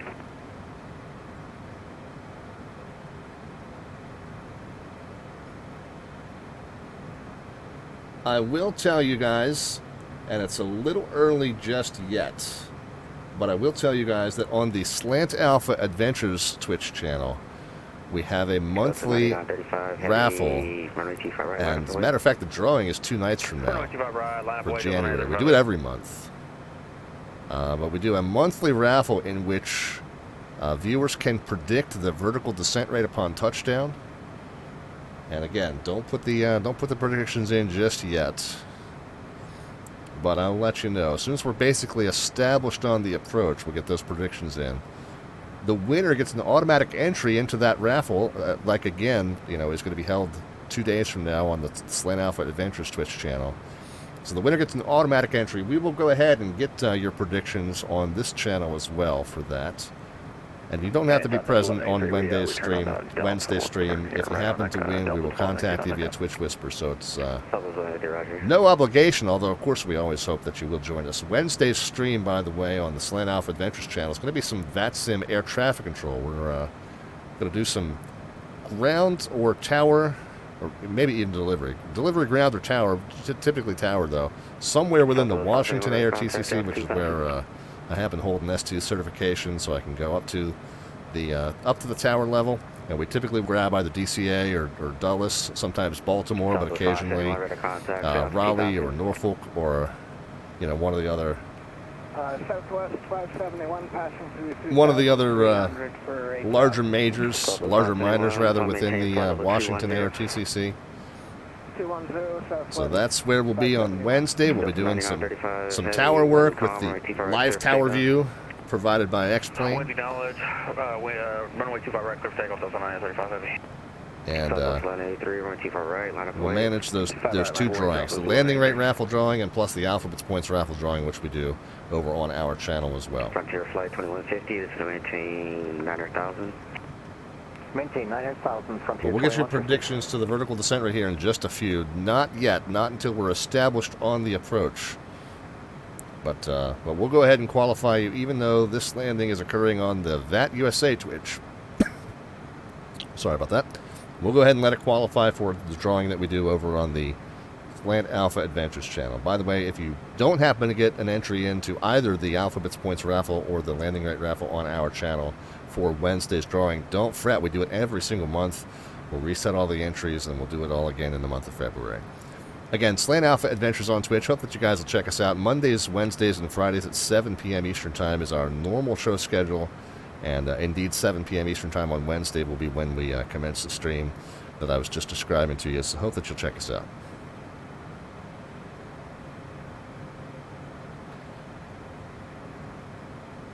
Frontier Flight 2150, turn left heading 080 to 17 4000, vector for the visual approach 22. That's a 250, and then after Xylub, that was when, so after Xylub is, between Xylub and Breeze, that's when we need to hit the brakes again, get her down to about 230. Delta 9935 Heavy, 3000. Delta 9935 Heavy, climb maintain flight level 210. Climb maintain 210. So we did say that the localizer, 11170. 900,000. 9,514 Delta Victor. So 11150 is not correct. 11175 is what's on here. So we might have some issues. Phoenix approach Frontier 2150, but what's the altitude again? So we got to stop the descent at 9,000. Altitude. Yep. So when we level off, it's going to automatically lose some speed, but when we come up to that point, Breeze, we're going to need to be slowing at the 230 anyway. Southwest 1183, wind calm, crossway turbulence, runway T5 right, clear for takeoff. So we might have to do this pure visual. The ILS may not work because we've got a discrepancy. The localizer that's in the plane, 11150, is not matching up. Speed 210. Is that for 4 Delta Whiskey or 4 Delta Victor? 4 Delta Victor, my apologies. Speed 210. Okay, 210 on the speed, 4 Delta Victor. So we can now 4 Delta Victor, can turn left heading 080. This be vectors for the visual approach runway 26. This is going to maintain 6,000. All right, 080, 6,000. Vectors for visual 26, 5 and 4 Delta Victor. All right, 080. 6,000. I'm going to go ahead and just use a vertical speed of about 1,000. Oh, you know what I should... 571, Albuquerque turn offline, fix exchange approved today. Let's do a vertical speed without VNAV.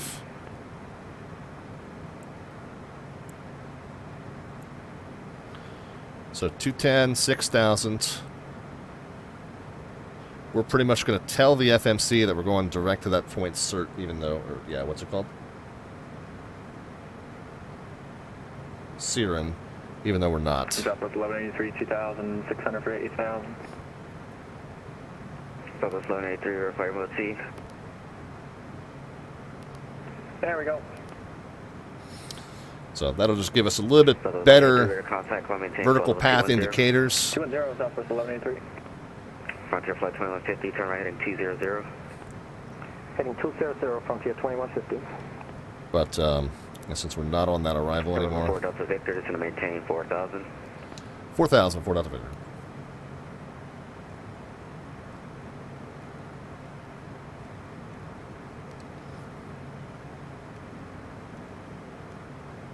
See if we can get them a little bit better rate. We're going to increase the descent rate to 1,500, but we still got to maintain 210.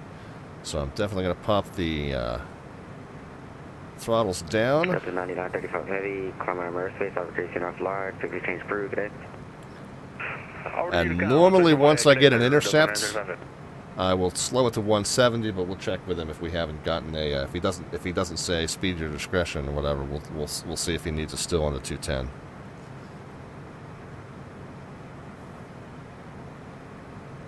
Frontier flight 2150, field 12 o'clock, about 3 miles port to field. So Iowa's saying, can't you change it to 111.75? I can, Iowa, but I don't know what's being simulated in the sim as the correct localizer frequency. So I don't know whether the sim thinks it's 111.5 or whether the sim just... Traffic, 2 o'clock, about 4 miles, A321 base, turning final on 260, air traffic. We got him in sight, 5 and 4 Delta Victor. November 4 Delta Victor, follow traffic number 2, clear the visual approach, runway 26. Alright, cleared visual 26 following that traffic, 5 and 4 Delta Victor. Alright guys, I think it's time to... You still need the 210 or at speed out discretion at this point? 4 Delta Victor, you can maintain visual separation, speed extra discretion. Okay, we'll maintain visual separation at our speed out discretion, 5 and 4 Delta Victor. Alright, so we'll go ahead and slow it down. Beach approach, Skywest 3085, IFR to Palm Springs with the way 8. And clear the visual approach. Actually, I should know that. Once you're cleared for the visual approach, that does automatically mean speed your discretion. All right, guys, we'll go ahead and start taking your predictions as to the vertical descent rate upon wheels touchdown. No bot command is necessary, whether it's on this channel or my channel. By the way, the missed approach altitude is 5,000. And I'm going to go ahead and take manual control of the aircraft as well. My airplane, heaven help us.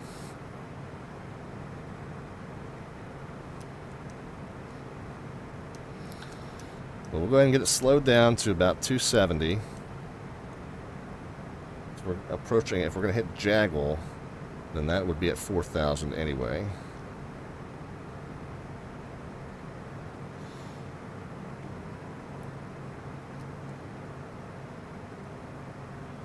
Flaps 50 out. Clear to land, runway 24. Bring it down to 170.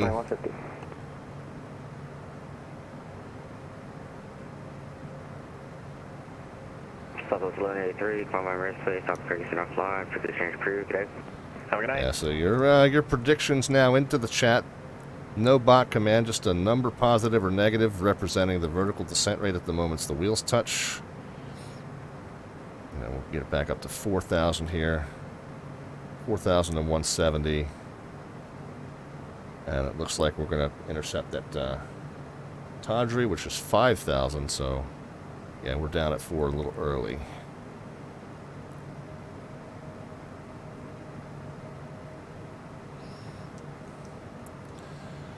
So yeah, again, just a number into the chat, positive or negative. No bot command, and it's just representing your prediction of the vertical descent rate at the moment the wheels touch.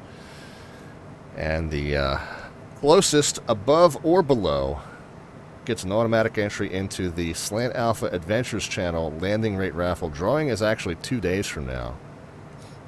Wednesday the 26th, and our stream starts 7 p.m. U.S. Eastern Time. Hope that you'll be able to join us. But even if you don't join us, and you are the winner, we will definitely let you know.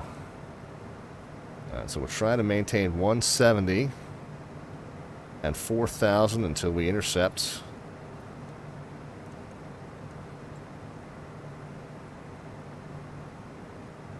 Airport's up there.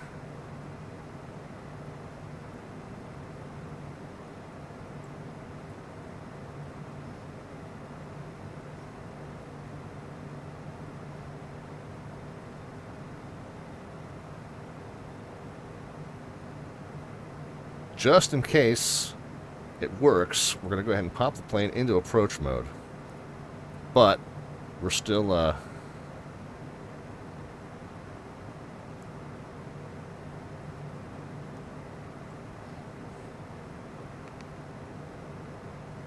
Number 4 Delta Victor, runway 26, number 2, clear to land. All right, clear to land, the runway 26, number 2, 5 Delta Victor.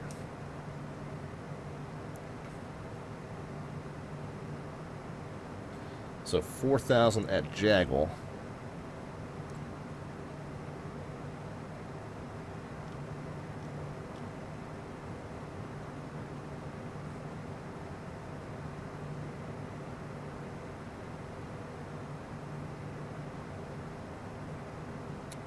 Oh, I don't think I did. There's a few things I didn't do. We'll get there and get the logo landing lights back on. We are clear to land. We'll go ahead and we're gonna get the taxi lights back on.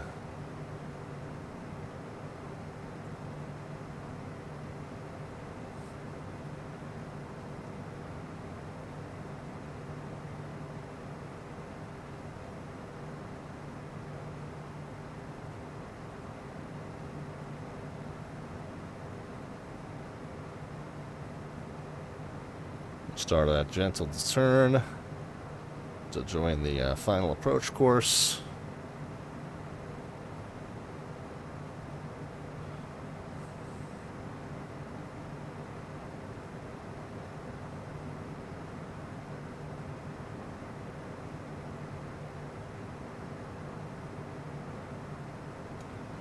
Where's our 5 mile? We'll keep 170 until Prune.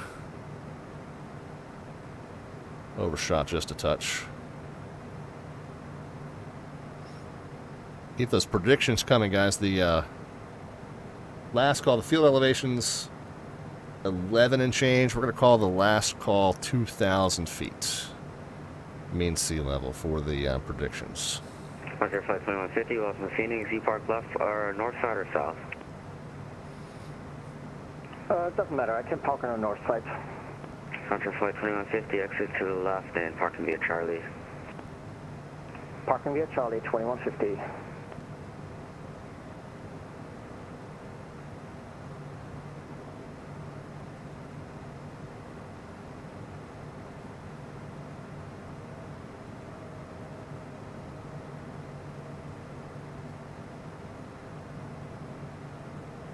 How's our speed doing? We're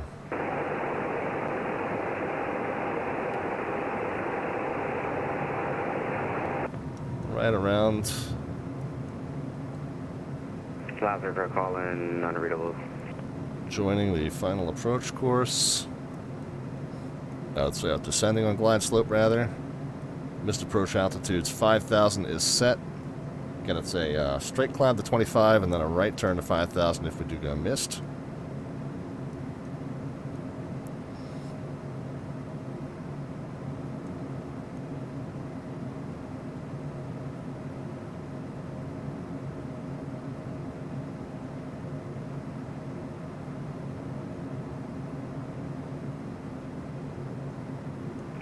Good day, Phoenix. Coming up on Prune. We're going to go ahead and get Prune. We should be at 3,000, so we're doing good on our vertical descent profile.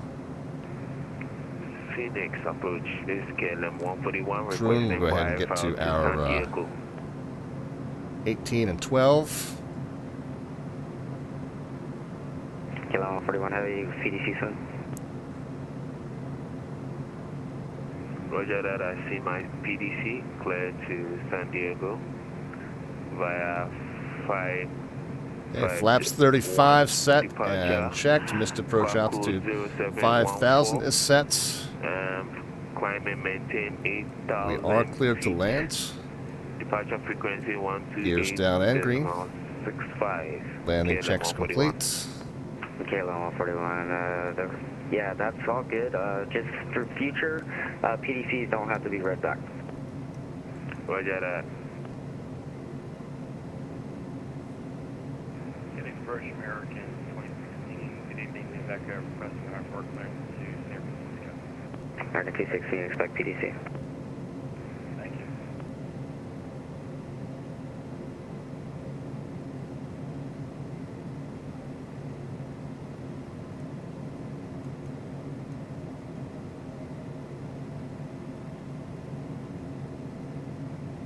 All right, last call coming up for those landing rate predictions, guys. American 2016, I'll have a flight plan for you, refile. Alright, we'll refile American 2016. We're at our VREF of 112. I want to make sure we keep 112. Don't want to lose any more speed.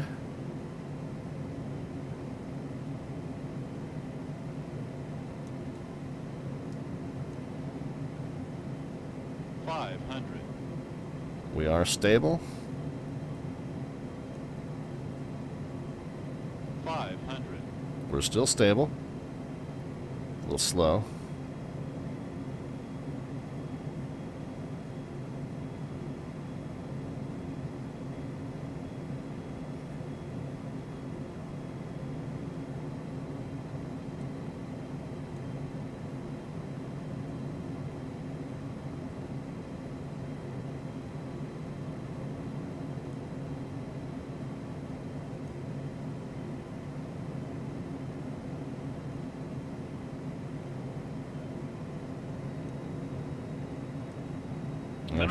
Minimums. A little fast now. We are going to continue.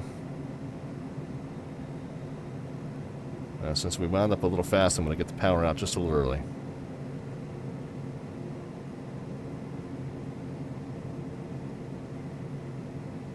Just a minimal flare.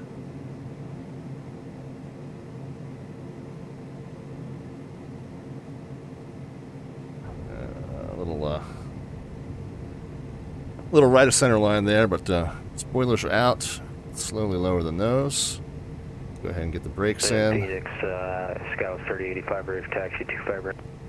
And I was happy. The landing was registered a little firmer than I would have hoped, but not bad for a first time on the new control setup, guys. 3085, run 25 right taxi via Charlie. And let's see, we are off at. So I do have the freeware add-ons installed from FlightSim.to for Phoenix. Victor, welcome to Phoenix. Where are you parking? I'm going to the GA ramp down southwest side of the field.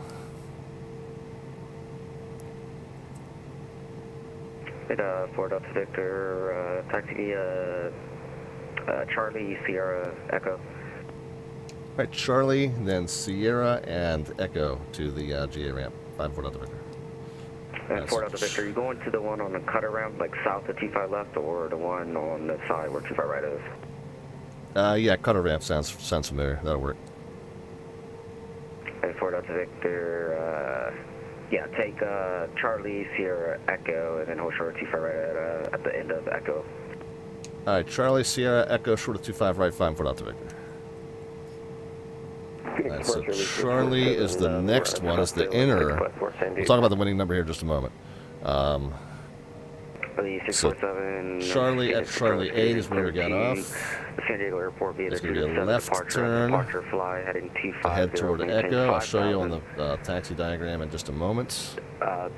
Expect flight level 280, 3 minutes after departure. Departure frequency 128.65 and squawk 0776. Couple of things we can do on the cleanup as well. Okay, clear San Diego, track flaps and spoilers. Heading 250, maintain the 5,000. strobe lights off. Departure 128.65. Landing lights off. 0776, so 647. And the heato heat off. Reback correct, release to departure. And time down is Correction, 05010 Zulu. It's not off by 0511 Zulu. Where are we? Where's somebody coming right at us here? Okay, they... Where's your void off? No. Void not off by 0511. So that's Tango. I think the one he turned on is Sierra, so I think that's the one we'll go to.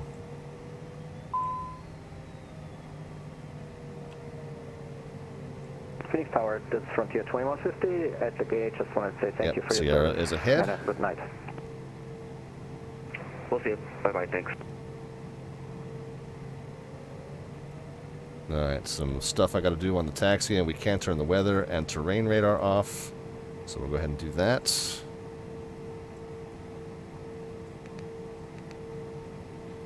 Oops, there we go. What else, guys? Flaps and spoilers, strobes and taxi. Yeah, strobes off. Taxi came on when we got our landing clearance. Pitot static got turned off, and we did turn the weather radar off. Okay, so that's good. We got all that taken care of.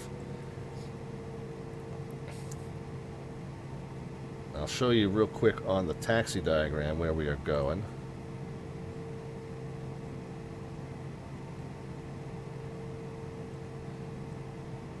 So we got off at Charlie, it's at Bravo 8, Charlie 8, and then Sierra. Ground vehicle I just ran over, who cares? And then Echo is the parallel closest. And then 25 right, or yeah, 25 right at the end of Echo, so Echo, basically Echo 3.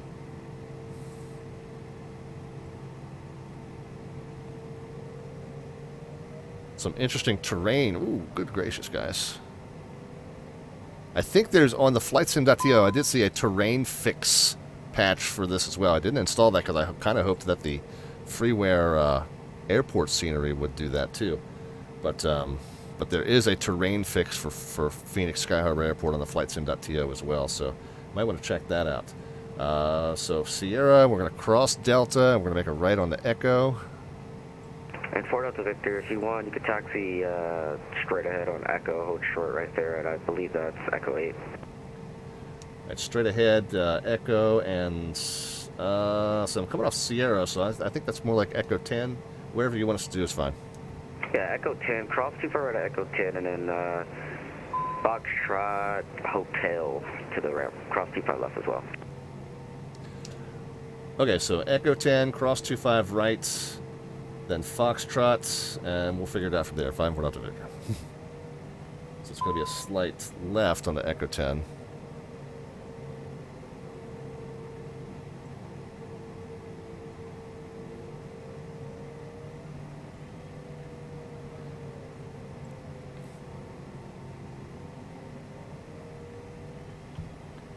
Alright, and when I get a chance, as soon as I get this sorted out, so Echo 10 takes us to Foxtrot 10, and then Foxtrot. And Tower 5 and 4 Delta Victor, do you just want us to go like Golf 7, Hotel 7, pick up Hotel from there? Does that work? That'll work. And cross 25 left. Cross 25 left, Fox 10, Fox, Golf 7, Hotel 5 and 4 Delta Victor.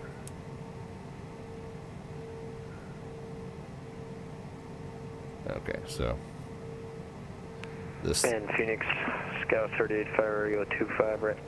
Scout 35, wind calmer, 25 right, clear for takeoff. 25 right, clear for takeoff, Scout 38. Okay. Golf 7, then we'll pick up Hotel 7, which is this one.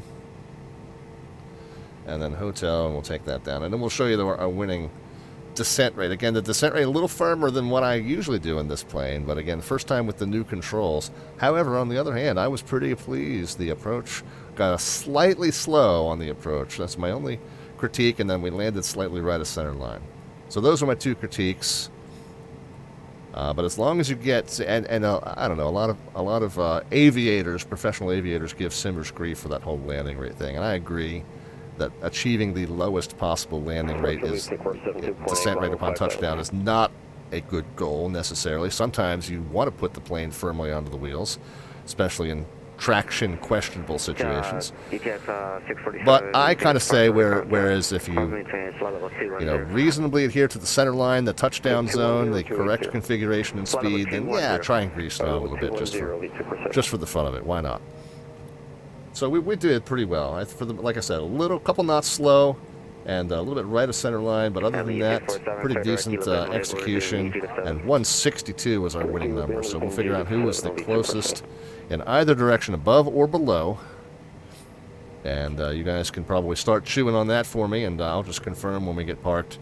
But you guys can probably tell me before I can who was closest to that 162 foot per minute descent rate prediction, and we'll get you an entry into our landing rate raffle, which we will pull the winning ticket here on the Slant Alpha Adventures stream on Wednesday night. Stream will start at 7 p.m. U.S. Eastern Time. We'll actually put the landing rate raffle kind of toward the beginning, and then the Alphabets Points raffle we'll do towards the end. That'll give you guys some additional time, especially if you're new to the stream, give you some additional time to accumulate some of those Alphabets Points and maybe get to the point where you can get another entry in. Contact level 6 southwest of, southeast of Buckeye. Continue to send me to Hyder 1, Phoenix landing west. Alright, so where are we turning into this ramp? It's going to be kind of after we pass Hotel 3 on the right, and then there's an entrance to the ramp on the, actually it's just as we come up to Hotel 3 on the right.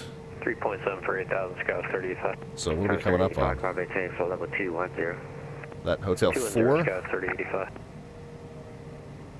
Alright, so we got one more to go. Hotel 4 on the right. Sorry, I must not got that. And then Hotel 3 will make a left. Radar contact, continue to send via to Hyder 1, Phoenix landing west, South Camera 29904. Send via the Hyder 1 arrival and altimeter 299.94. It's them's my shoes. All right. I'll take your word. I will trust but verify. So I don't know exactly which is the FBO building, but we're going to assume it's this nice glass one. It looks like a fancy schmancy enough building to have an airport bar, so that's where we'll head, guys. LE 647, climb on airspace, Albuquerque center offline, radio service terminated. See you. 40 unit time, thanks for your help tonight, too.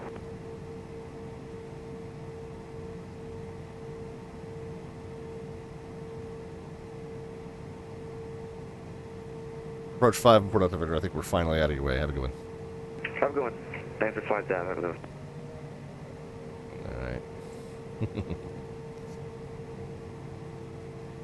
Alright. I'm going to get the taxi lights off.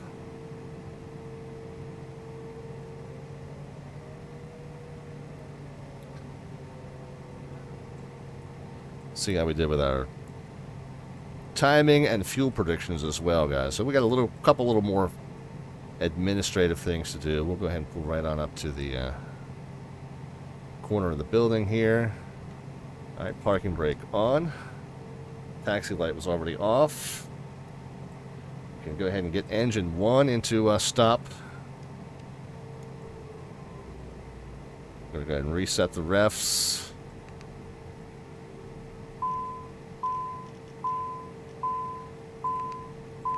Reset the master caution and warning as well. Yeah, again, multiple times. So refs menu reset. Avionics can be switched over to dispatch mode, as we are going to kind of shut the other engine off as well. Climate control can come off as well. We'll go ahead and get that engine 2 into stop mode. The beacon light can come off. Got to switch for that. The logo lights can come off as well. Seatbelts and safety lights can come off. We will set our squawk to 1200 and standby, so we'll go to the tune page. 1200, bop, and standby. And then we will check on our fuel and ETA. So my prediction for the arrival time and the arrival fuel, again, came off of my personal spreadsheet, which if you search up Slant Alpha Adventures on the YouTube channel, there's a playlist called That Sim Tutorials. I had predicted we'd be here at 6 after 5 Zulu time, and on the blocks at 11 after 5 Zulu time. Now, the taxi was longer than 5 minutes. We nailed it. That's pretty good. And so we're supposed to end with 2475, so that's just over 1,200 per tank. And how'd we do? Well, okay. That's a great plug for that flight time and fuel estimates tutorial, isn't it?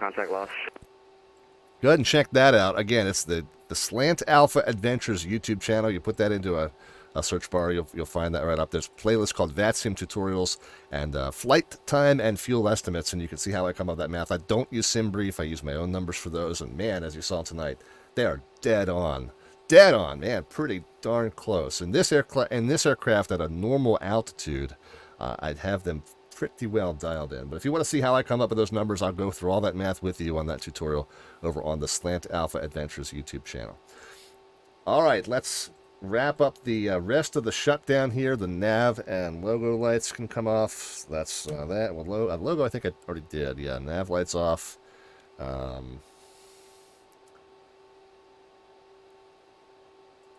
What else? I guess we can basically shut everything else off. All that stuff. Okay, yeah, I think that does it, guys. Well, there we go. Get the let's get a nice closing view of the aircraft here. We're inside the building. Let's go around this way. There we go. And we'll come out this way. There we go. All right, that'll work. Scooch it up a little bit. Back it up. Yeah, there we go. All right, guys. Well, that does it for our FNO preview, our Friday Night Hotspot FNO preview of the Escape the Cold Friday Night Ops event for this coming Friday on the VATSIM network, VAT USA hosting, and specifically it's the Minneapolis, Salt Lake, and Albuquerque ARTCCs that are hosting that event. We had a great panel discussion at the beginning of this stream with representatives from those facilities, so if you missed that, you can watch that back on the Twitch VOD here on the VAT USA channel. VATSIM USA on Twitch is the official channel of VAT USA division of VATSIM, and the whole show with the panel discussion and the demo flight will be uploaded to the Slant Alpha Adventures YouTube channel as soon as we wrap up here as well. Will probably be available for you tomorrow. Let's run through and this again, this is not, the chat panel's in a way different position than I'm normally used to, so I'm gonna have to lean way over, but I'm gonna run through again. 162 was the winning number. Let's run through those predictions again. 48 was the them's my shoes, so that's 50-52. That's 14 away. Was anybody closer? 62, 70. Was anybody closer than 148 or 176? Nope, I think you guys have it. You guys have it correct. Them's my shoes gets an automatic entry into the landing rate raffle that will be held on the Slant Alpha Adventures Twitch channel. And again, that drawing for January is being held 2 nights from now. We are going to be doing some VATSIM air traffic control on that channel starting Wednesday at 7 p.m. U.S. Eastern Time, one of the tower facilities probably within the Washington ARTCC, which is where I am an S2 rated controller. So join us then. We'll pick our landing rate winner toward the beginning of the stream. We'll pick our Alphabets Points raffle toward the end of the stream. And hope that you guys will stop in and see us. And if nothing else, even if you don't get in on the contests, hope that you'll enjoy the VATSIM air traffic control. Hopefully we'll get a decent amount of traffic. And you can always feel free to shoot the breeze and ask questions about what you're seeing. I'm much more interactive with the chat on my own channel than I am on this channel, just because it's my own stream setup. The console's set up the way I'm kind of used to. So I tend to be a lot more interactive with the chat. Especially on an air traffic control night where I can basically stare at the screen and not have to stare at controls all night. So hope that you'll stop in and see us again, as I said, and hope that you enjoyed tonight's show as well. Please enjoy the rest of your week. Be healthy and safe in your own travels and your own adventures. And we will hope to see you Friday flying in the Escape the Cold Friday Night Ops event featuring Minneapolis St. Paul International Airport, featuring Salt Lake City International Airport and Phoenix Sky Harbor International Airport. Again, watch this panel discussion that was at the beginning of the stream for some great tips and tricks on how to avoid some of the common mistakes that controllers might see coming in and out of those facilities. Hope that you have a great event, great rest of your week, healthy and safe in your own travels and adventures. Hope that we'll catch you Wednesday at 7 p.m. Eastern Time on the Slant Alpha Adventures channel. Until then, talk to you next time, guys.